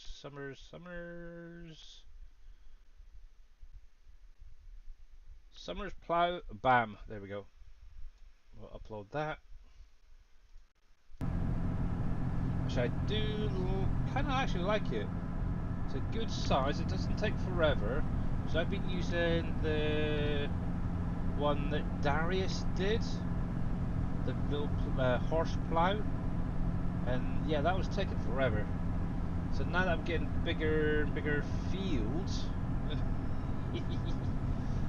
yeah, I thought, why the heck not go in, look at see what's a little bit bigger, see if I can get it working, and yeah, first try, got it sorted, like it.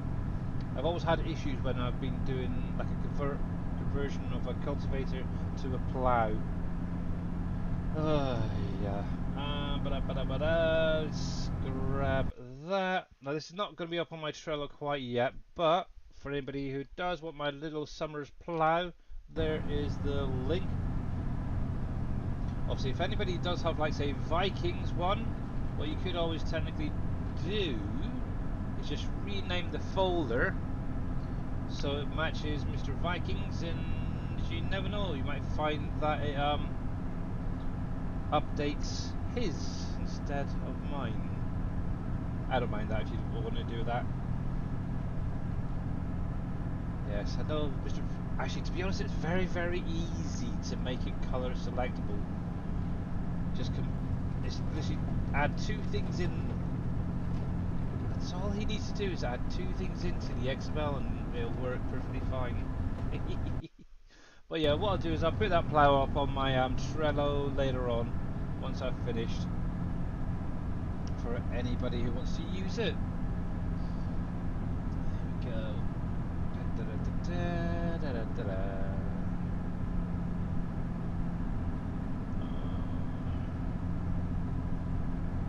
Righty, easiest way, people going straight down and then up past the vodka place. Cool.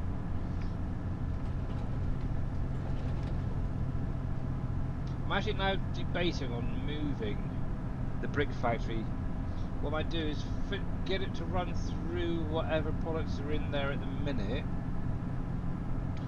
and then move it. Maybe to sell that one and put down another one further over near where the clay dredges. Make life a little bit easier. There's a nice little area over there that would work perfectly. I did put down a little silo there just to make life a little bit easier rather than trucking it back and forth all the time. So I might just run it till whatever's in the silo is used up. Actually, that's a good question. Is there anything in my silos? Productions, that's what I want. What do I call it? Mining silo? Yeah. Clay is a little bit there, 7, 8. So yeah. Why is my clean film not going over there? Why is that not going over there? That's a look at something. I might have to do it manually. It's having an issue again.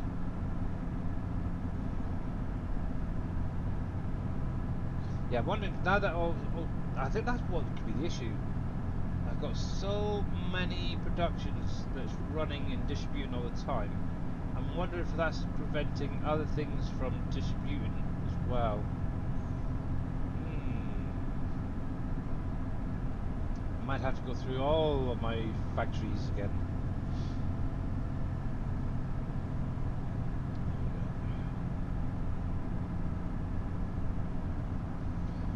Oh, fun, peeps. How much fun is it, hey?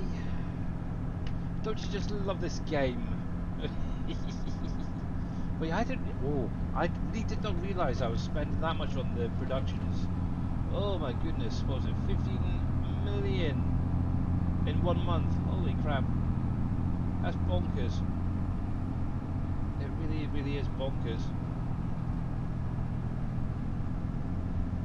Oh, I did have an idea about this little avenue here, actually.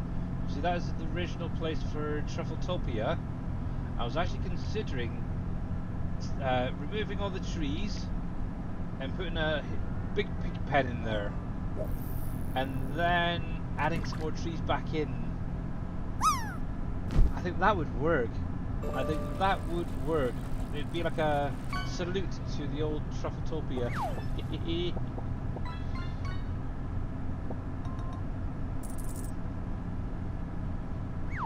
Yeah, your crop distribution silo that you've got. So what's weird is over the last few in-game months especially, I've noticed my production costs have skyrocketed. Looking at a lot of these factories, they're not really expensive. I was kind of thinking it may have been a combination of your factory, because that seems to be the only new thing that's really added in. And if I can find them, where the heck are they? Crops. But then when I was going through them earlier in the stream, we noticed, here it is, that you've got the cycle set to super high. Obviously, for every cycle, we're being charged 24 for each cycle, so 24,000 cycles times by 24. That's a lot of money to go out. Personally, I would lower the cycles down on that and maybe set that to 0. That's just what I would personally do. The max you really need is maybe 10 cycles. You really don't need it that high. Obviously, Barrow Logistics, I was showing that as well. That's actually set to 10 cycles an hour in the XML and supplies most of the factories that it needs to. And obviously, that cost-wise is set to nothing. I hit the wrong one. I wanted that one. That could be done. Okay, that'd be cool. Yeah, just look at maybe dropping the cycles. Actually, let me double check Barrow Logistics a sec. Logistics 2. So yeah, on the recipes right here. So you got cycles per hour. Maybe set it to 10 like this is, and then obviously the cost per hour, just set it to 0. It's a very simple thing. That's what I've got all of mine. To be honest, I don't think you need to go even any higher than that, in all honesty. That should be more than enough. Yes. Oop, going backwards here. But yeah, if you actually look at any of the silo type productions I've done, most of them, if not all of them, the cost is set to 0 because, yeah, obviously you're paying for the building. The building itself will have a upkeep, so you don't really want to charge for cheating, really, do you? Actually, to be honest, I'm kind of thinking now maybe removing it and going back to doing things manually. But the only reason I've actually got it down is because obviously it needed something for storing sugar beet cuts, and additional sugar beets, really, and a few other things. But it looks like I've actually dropped a few other things in there as well. Oops, come on. Come on, come on, come on. Yeah, it's all good. Yeah, it's kind of weird. I noticed last month, this is the reason as I mentioned this, T Miller, is obviously last month I noticed that my production costs overall were like 1.5 million just for last month. I went actually back through, and was it 2 in-game months ago? It was up to like 15 million. That's a lot of money to be wasting, really. So yeah, it's kind of crazy in all honesty, some of the costs on here. And it could primarily be that I've got a lot of the factories, I've got all the factories to be honest, active, so I am going to go through and look at deactivating a fair few and see how we get on. There we go.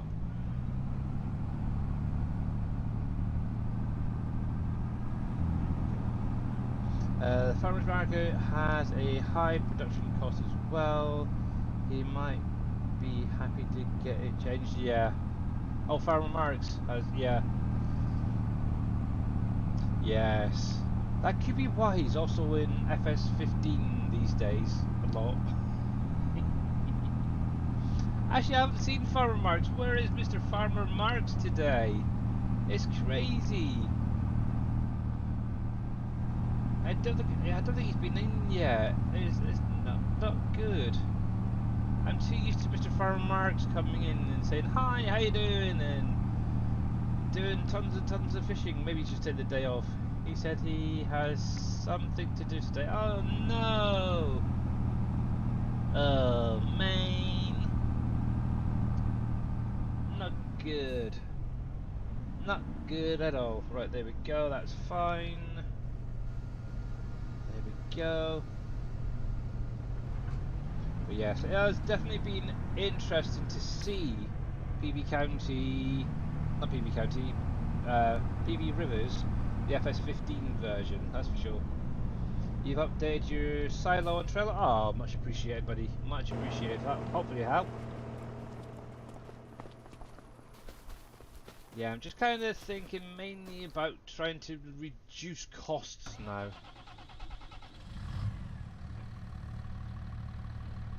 There's that. Oh, did I? Apology, yes. Turn you on. And we'll just quickly whiz back and forth on here. I was hoping to try and get in and finish off my fields, but that's not quite going to happen yet. There we go.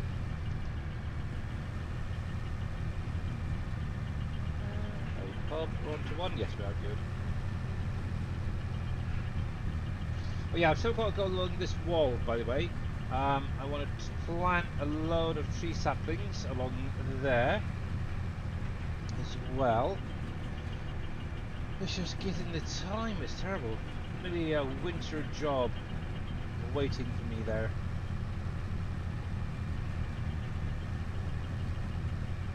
Yeah, it's going to be basically some more spruces all going along that back wall there.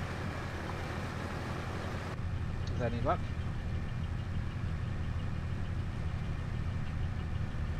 Then obviously on the other side of the field there will be spruces going down right next to the road as well, so yay! This will be its own little box. I will have to at some point, thinking about it, once they start growing, is at least remove maybe 1 or 2 of the trees just to give access in from the sides. That's the only thing I will probably need to do at some point. But saying that, obviously the bottom area by the concrete factory there will be opened up. So it's really only going to be really something up this end, maybe remove a tree up here, maybe a tree on that side. Ah, bugger that side. But yeah, definitely this side anyway, just for getting in and out up here. But yes. I got to be careful. Alright, so he's sorted. Yeah, he needs to go back to that field that I was working on Monday stream to get that one plowed. So obviously that was sugar beets. I've still got my sugar cane to get harvested, so I need to get the harvester up and running on that. Also need to get a trailer set up for unloading him. God, busy. Yeah, obviously crop-wise, for what's good, I'm hoping I've got enough crops in. Because I don't think I can get any more in now till next year. Let's see. Oh, I've still got a little bit more time for maybe some more barley and wheat. Just out of curiosity, what have I got planted? So I've got wheat, barley. It might be enough. There he is, Big Devil, Mr. Farmer Marks. How you doing, buddy? And thank you very much for the 100 biddies. Much appreciated, sir. And if you're not following Mr. Farmer Marks, make sure to click on the link, give him a follow. Like I said, he has been playing PV Rivers for FS15 for the last week or so. Definitely go over, check out some of those funky things that he's doing over there. Is that getting all of it? Oh yeah, it is.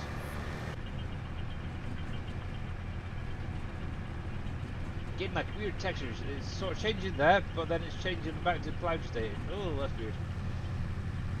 As long as it's picking up, I don't care. But yes, Farmer Mark. So, T Miller has gone through his crop distribution silo. He has tweaked some of the numbers, so it should be a little bit less expensive to run now. I didn't even realise it was that high. I only noticed recently that my production costs are like sky high, and it could be because of that. It could be other things as well, but yeah, T Miller's sorted that out. Obviously, you've already got the logistics factory update, Barrow Logistics, whatever you want to call it, update, haven't you? Which can be handed out to anyone with the board games. But yes, cool. But yeah, how are you doing, Mr. Farmer Marks? How are you doing, sir? We've been missing you, and you're fishing. You're doing good? Yeah, not too bad. Helped Mr. T Miller out a little bit earlier with getting a building converted over for him. Hopefully he'll now have less issues when doing it. Yes. Here we go. Let's hope the train doesn't turn up, because this is going to be a nightmare if it does.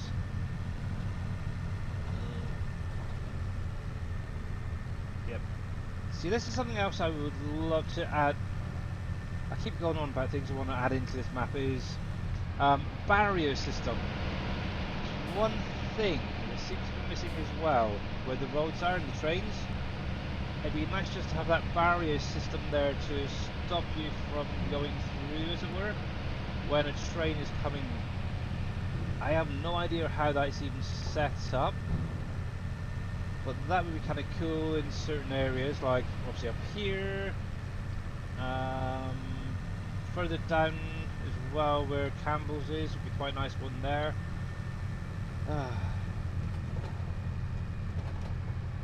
Yes.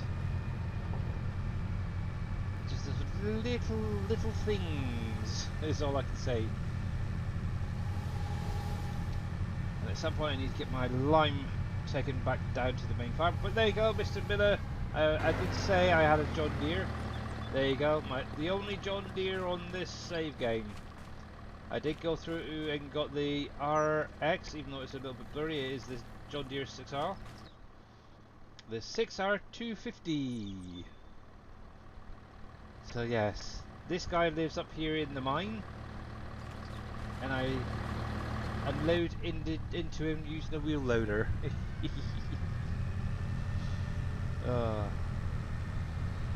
Ooh, there's that trailer. That's what I needed for my piggies. Yeah, I finally actually got through the trailer of my pig food. I had one of the big crampy trailers filled with pig food. I finally got through it all today, so I need to get that trailer sent back down to the animal area at some point. This can come up here, and we'll take both of these at the same time. Follow. There we go.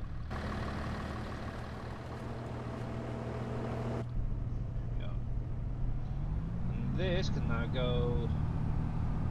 Yeah, this one can go onto the wheat field that I was doing on Monday. Get that ploughed up.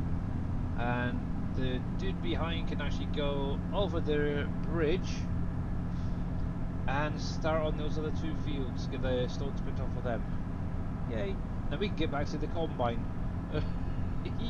Obviously I need to get a truck, don't I think, as well, don't I? Oh man. Yes. Oh! Now, one thing I mentioned about on Monday's stream is obviously where I've created that little cut through for the road up here on the mountain side here. One of the things I was thinking of is like a guardrail or something going down it. I ended up finding one of the base game fences kind of fits it quite well. I'll show you when I'm going up there. I put it down already, so yeah.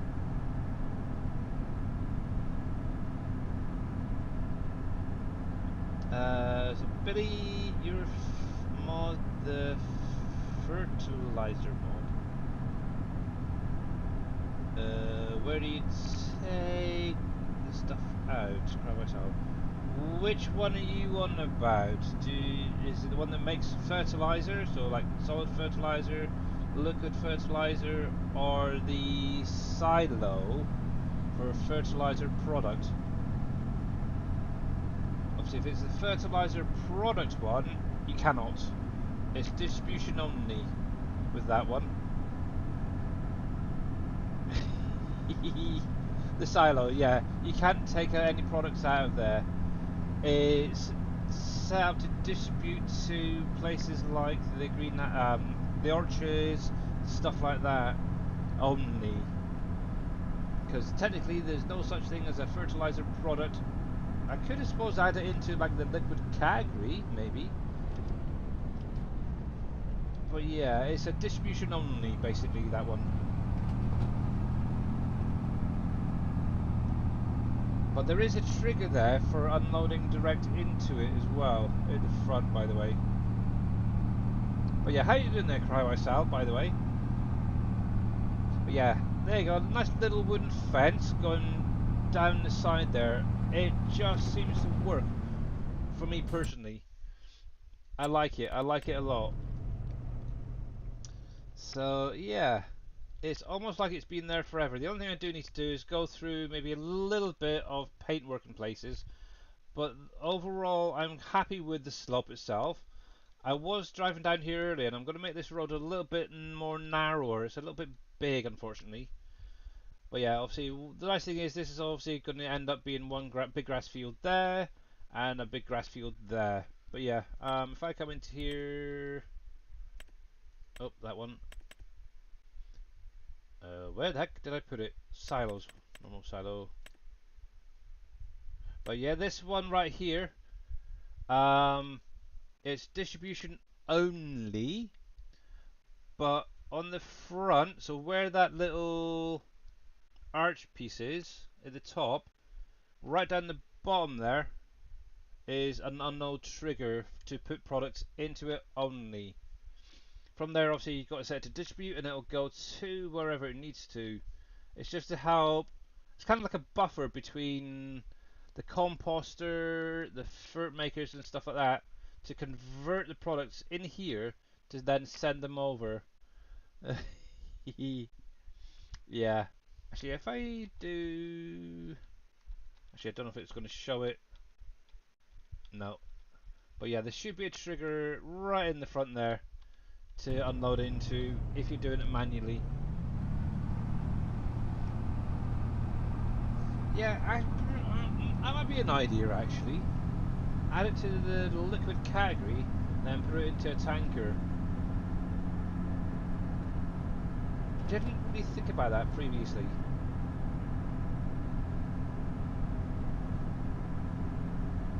Yeah, that's an option. But yeah, it's kind of, yeah, it's, like I said, it's more of a buffer between the production, so it can send like the stuff to where it needs to go. So rather than, yeah, because obviously the way it's set up is the input product name itself is fertilizer products. It's not actually just fertilizer, manure, so on and so forth, to have all of them in one trigger. So yeah, hence why I set up that little silo to make life kind of a little bit easier. But yeah, you put products in, obviously you can distribute it straight from, say, a fert maker or wherever it might be, composter. I've actually only been using the composter there, in all honesty, and that's definitely making more than enough for what I need. But yeah, just go into the menu, set it to distribute, and you should be good to go.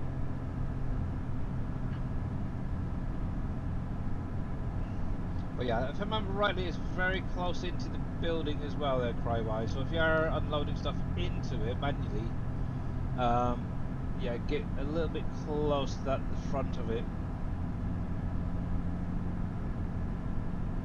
Yeah, I've got my, obviously I've got one of my composters set to distribute, and they're literally going over to that little silo, being converted over to that fertilizer product, and then that then gets distributed to orchards or wherever it needs to go.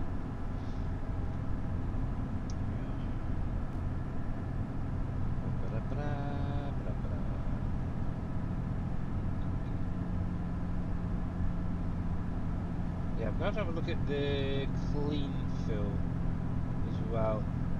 Trigger. For some reason it's not sending it over as well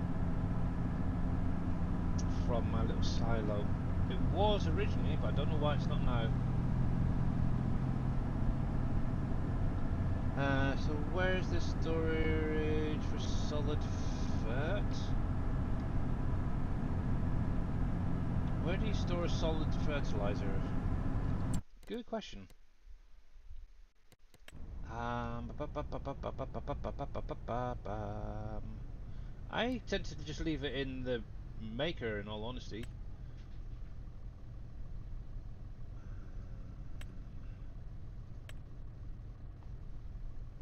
Ooh, where's, well, oh heck, what's it called? It'll be under here. Where is it? Where is it? Where is it? Containers?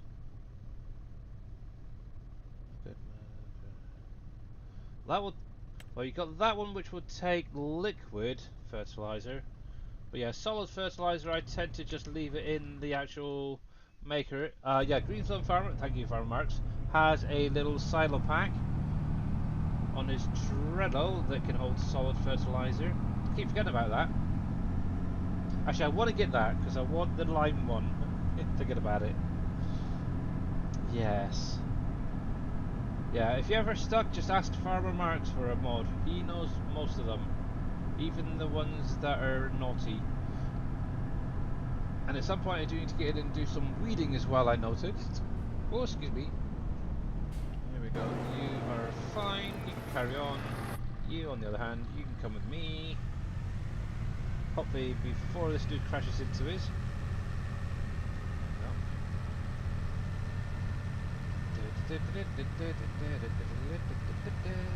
Yeah, Greenfield has one that will basically do solid fertilizer, one that will do lime, one that will do. I think he does a little bit of everything and anything in there, and it's colour selectable as well, which is quite nice. So you can actually set them up so they all are slightly different, so you can recognise them straight away. There we go.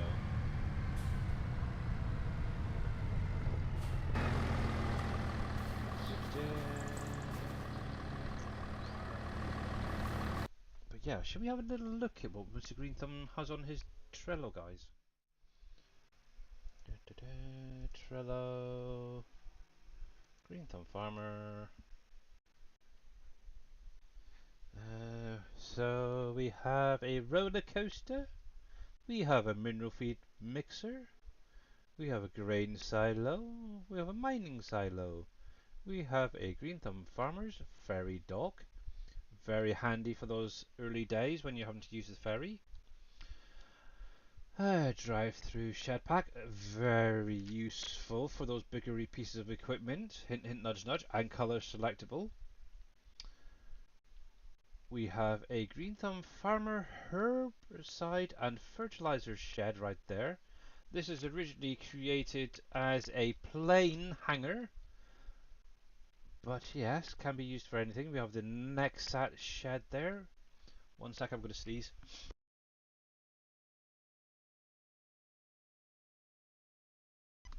Dang it, I can feel it. It's not coming though.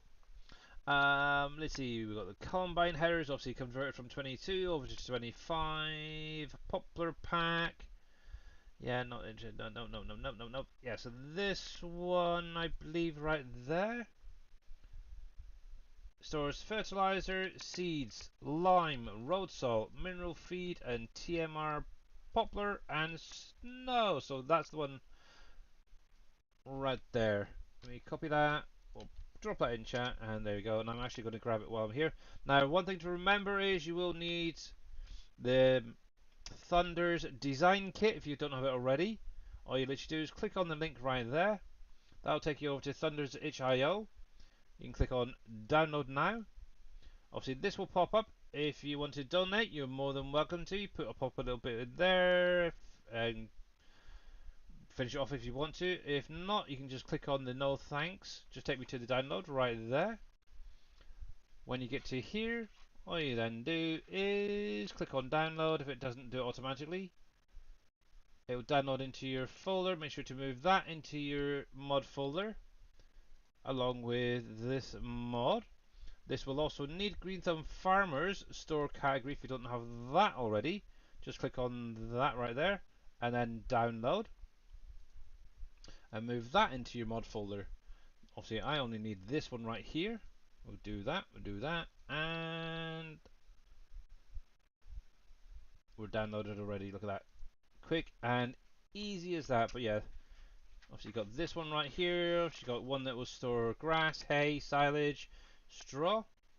You have a second silo that will store cow and buffalo milk. There's another one there for liquid fertilizer, another one for herbicide. So if you want that, you're more than welcome to. If you're lacking in fuel, that is definitely worth it. Grab the fuel factory as well. Obviously, I've got that down. I know a lot of people are actually using that as well as the shell fuel. But yeah, if you're on, say, Uncharted, for example, that is definitely the way to go. But yeah, you've got another root crop silo right there. We've got a grain silo. A lot of people like that. I haven't got the space for it, but it is what it is. And we've got a log holder there. Wood chip, if you want to store some wood chips, guys, definitely recommend grabbing that, especially those who are early game clearing trees and stuff. Definitely worth it, and definitely worth grabbing the truck shop. That is for sure. TMR factory, if you want to make some TMR out of a few things, right there. Also, you've got some other sheds. You've got a fuel tank there, a bale storage and pallet storage, should say. Yeah, I like the look of that, but it'd be nice if it was set up a different way. That's the only thing. But yes, a few things in there, and also there's a few vehicle mods there as well. Yes. Anywho, are we over? We are. Yeah, I've got that downloaded now, so I am happy. I should actually do Team Village as well, but I'll get that later.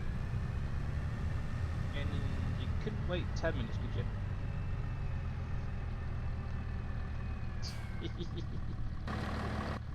Oh, bless my wife. Bless her, gotta love her. Got to love her. Because if I don't, nobody else will. Haha!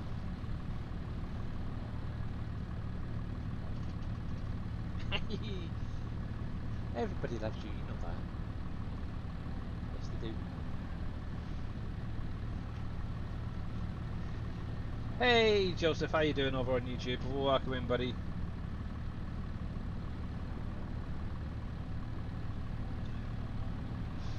Yes, that will definitely help me, because, yeah, one of the big things is also when you get into doing liming, it's nice to have some on the farm there ready to just fill up and carry on. It's a pain having to go all the way up to the mine there just to get some lime. So that is definitely good, and I hope it's got a good capacity as well. That's all I can say. I hope it's got a really good capacity on that thing. There we go. And there we are. Right, so the Steiger, that is up and running. Ploughing, he's on there. That is fine. So I can get back to doing this dude. So I need a truck, a trailer to get the combine unloaded. I'm going to take a little bit of a run though. I need the exercise. I still need to get in here actually and get those barrels moved, but it's fine for the minute. Oh, woodpecker's about. But yes. Got Team Miller's soy factory, my coffee factory right there. The preserved foods there. My lovely little juice factory. I need to check my juice factory at some point. Actually, while I'm coming through. Yes, oh look, it's missing a load of things. What the heck's it missing? Where's the trigger there? What are you missing? We're missing apples.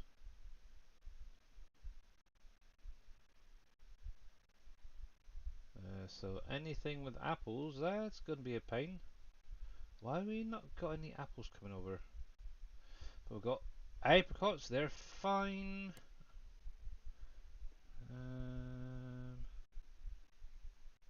Let's have a look. Red beets, that should be going. Carrot, that one could be turned off. Cranberries. We've got no cranberries for some reason. We'll have to check that. Yeah, because I only just reactivated that, so I need to keep an eye on that one. Green gloop. Cucumbers, apples again. What is missing in that one? Pineapples. Got no pineapples coming over here for some reason, so we'll turn that off for the minute. Apples, that's missing. Summer fruits. Apples again. I need to have a look at the apple situation. Apples. So, apples and pineapple. Let's have a quick look at that. Apples and pineapple. Where's all my apples and pineapples going? Apples and pineapple. What? Where does apples and pineapples go, guys? Does anybody know? um. Let's see. Oh, I might have friggin' known. Mr. Miller's taken over all my apples and pineapples. Well, at least the apples anyway. Pineapples don't know. Pineapples would be Wolfie's Pizza, maybe? Yes. I've got 1, 2, 3, 4 orchards down. and it's stealing all of my apples from the looks of this. That is active now. That is active as well. Oh my goodness gracious me, Mr. Miller. Yeah. Pineapples, pineapples, pineapples. Oh, yeah, I need to get in and do some seeds work. That might help on them.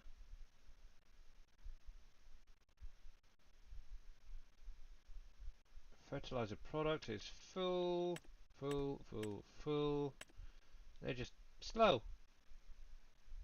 Go figure. Ah, well. Oh, dang it. Do I need to start doing individual ones just for doing apples now?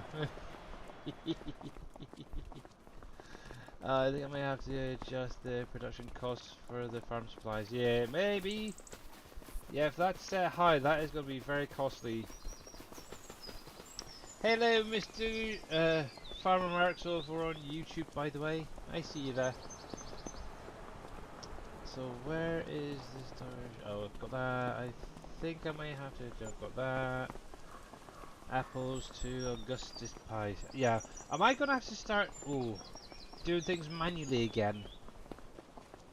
Oh man, I haven't got time to do that. That was the whole point of setting up the distributions. And where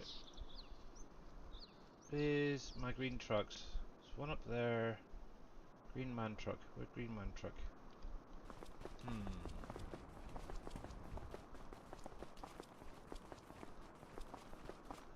Good question. Yeah, I suppose that's going to be the only other way of doing it, is to set things back to spawning and manually doing it like Mr. Farmer Marks does. Oh, dang it. Right, I came over here for a trailer, didn't I? That's what's missing.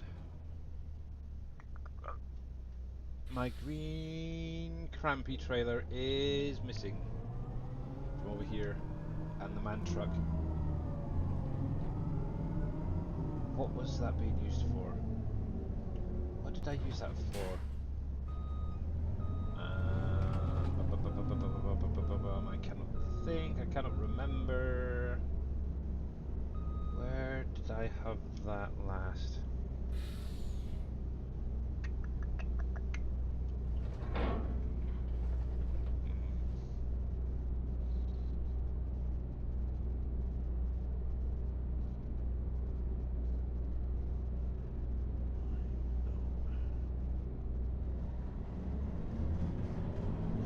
I'm going to try and find that one because it should be up here.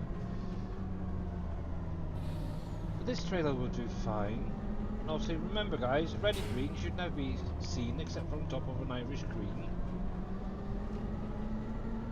So, yes, not good. Oh my goodness.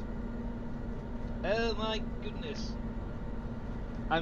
One thing I will say is I'm really glad at the minute that we don't have to do the old orchard trees the way it was done in 22, because I do not believe many of these factories would have enough product. And I'm going the wrong way, and that is for definite. Oh yeah. That is one thing I would love to bring back actually, is a lot of those smaller storages that we had back in like FS19. If we can get them buildable, that would be great again. But yeah, have one set up for just the construction stuff, have another one for like your fresh fruit like we did in 22. So you'd have all your greenhouse and orchard products in there again. Yeah, that'd be quite nice. I'm trying to think of all the different ones. There was like a dry goods one. I'm sure there was one. It was like frozen products and stuff. Oh yeah, I'd love to get all of them brought over again properly and set up as a silo that held the stuff again. non-distributable one, basically. Yes, that would be kind of cool. I remember those days. Actually, it might be. I wonder.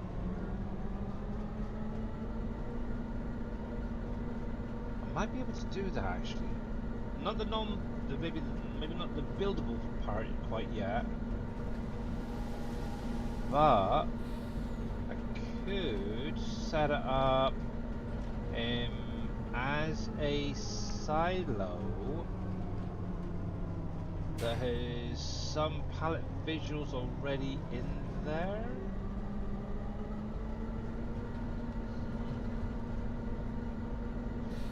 That could be something to play around with.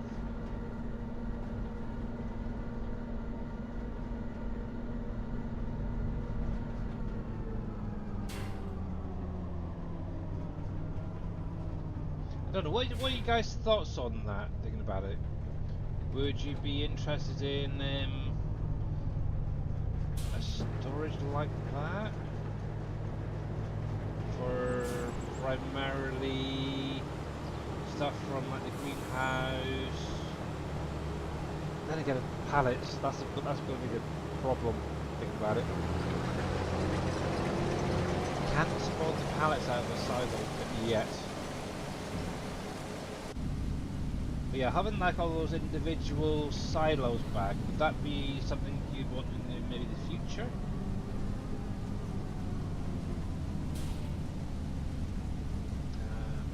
Let's go drop some of this off actually, because these will be a little bit of a while.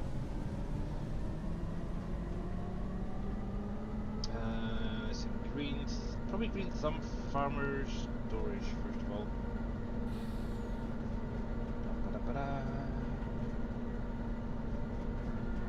I need to check my little war silo there as well, to see how that's getting on. Don't want that running out. So many things to do.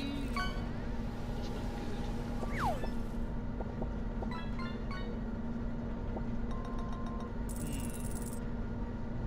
Yes, I'm reluctant to do it, but I think I'm going to have to set all my stuff to spawn rather than distribute, so that I can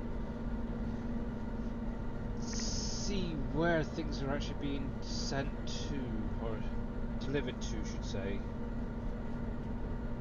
Yes, that's evil.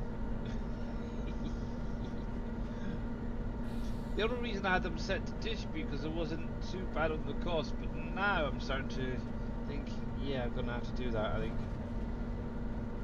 I may have to go through and adjust some of the triggers so they spawn a little bit higher, though. See, this is where having things like his Battle Modern's containers would come in handy. But yes. Oh well. Actually, that's probably something else. It's probably pushing up my costs as well. Is distribution costs for everything. Oh, dang.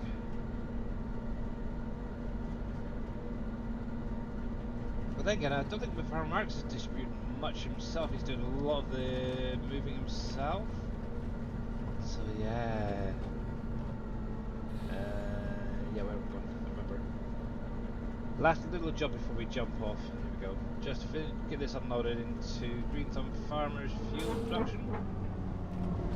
Go, and we'll probably slap a little bit into Shell Refinery as well, if that needs it. So the nice thing is I did put them both next to each other. There we go.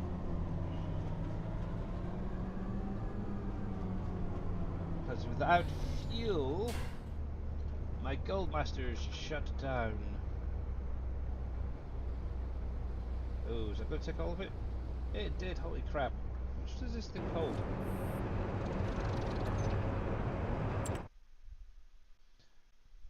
$500,000 litres? Holy smokes. Oh well. Oh well. It's going. That's the main thing. And that actually has some... What's that got in there anyway? Yeah, some sorghum. We got sugarcane. A little bit of corn. And whatever that is. Sunflower, is it?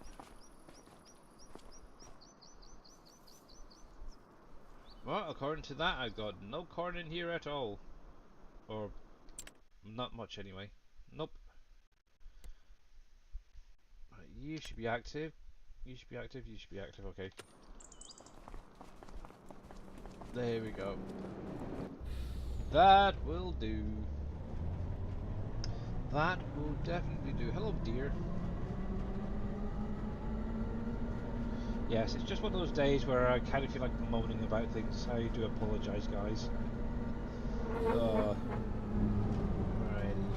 This guy can now... Actually, I'm going to park this right here for a minute, because we're going to be raiding out to someone in just a sec, and yes, I will go grab the combine in a little while once he is finished harvesting. So a big huge thanks to all you guys coming out today, much appreciated, that is for sure. Let's go over to the ending screen and see who is out there in the world of Twitch. So a big huge thanks to obviously Mr. Big Daddy earlier on for that raid, much appreciated. Mr. Jers, thank you very much for your resub. I did see that comment, but I do apologise if I missed it earlier. Thanks to all you guys for the sound alerts, for the fishies. Did I miss any? Oh yeah, and Farmer Marks, thank you very much for the 100 biddies as well. Cool. Just a little reminder, my tanker, if you haven't got the updated version, now has the automatically add-in decals when you add a field type into it. So works on any map, but is primarily for the PV map. But yeah, you can use it on any map, and the decals will work. But yeah, it's finally got that working. Yay! So let's see who is out there. I was kind of hoping Mr. Farmer Marks would be live, but dang it, nope. So, eeny, meeny, miny, mo. We have Mr. Darius. So this is for you guys to choose. We have Mr. Darius Frost currently doing some 7 Days to Die on 2.0.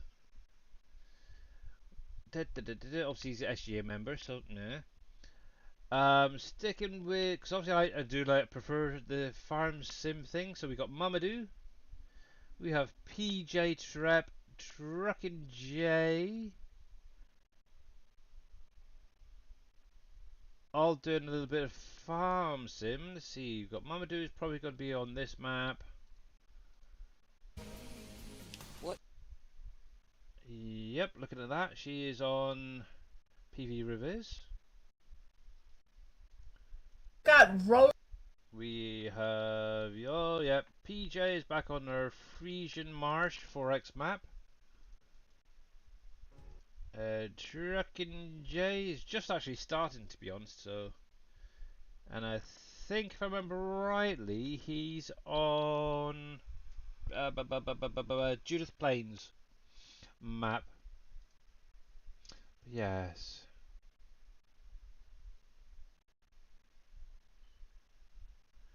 You need that logo on a box truck? What logo? You want Mamadou, do you?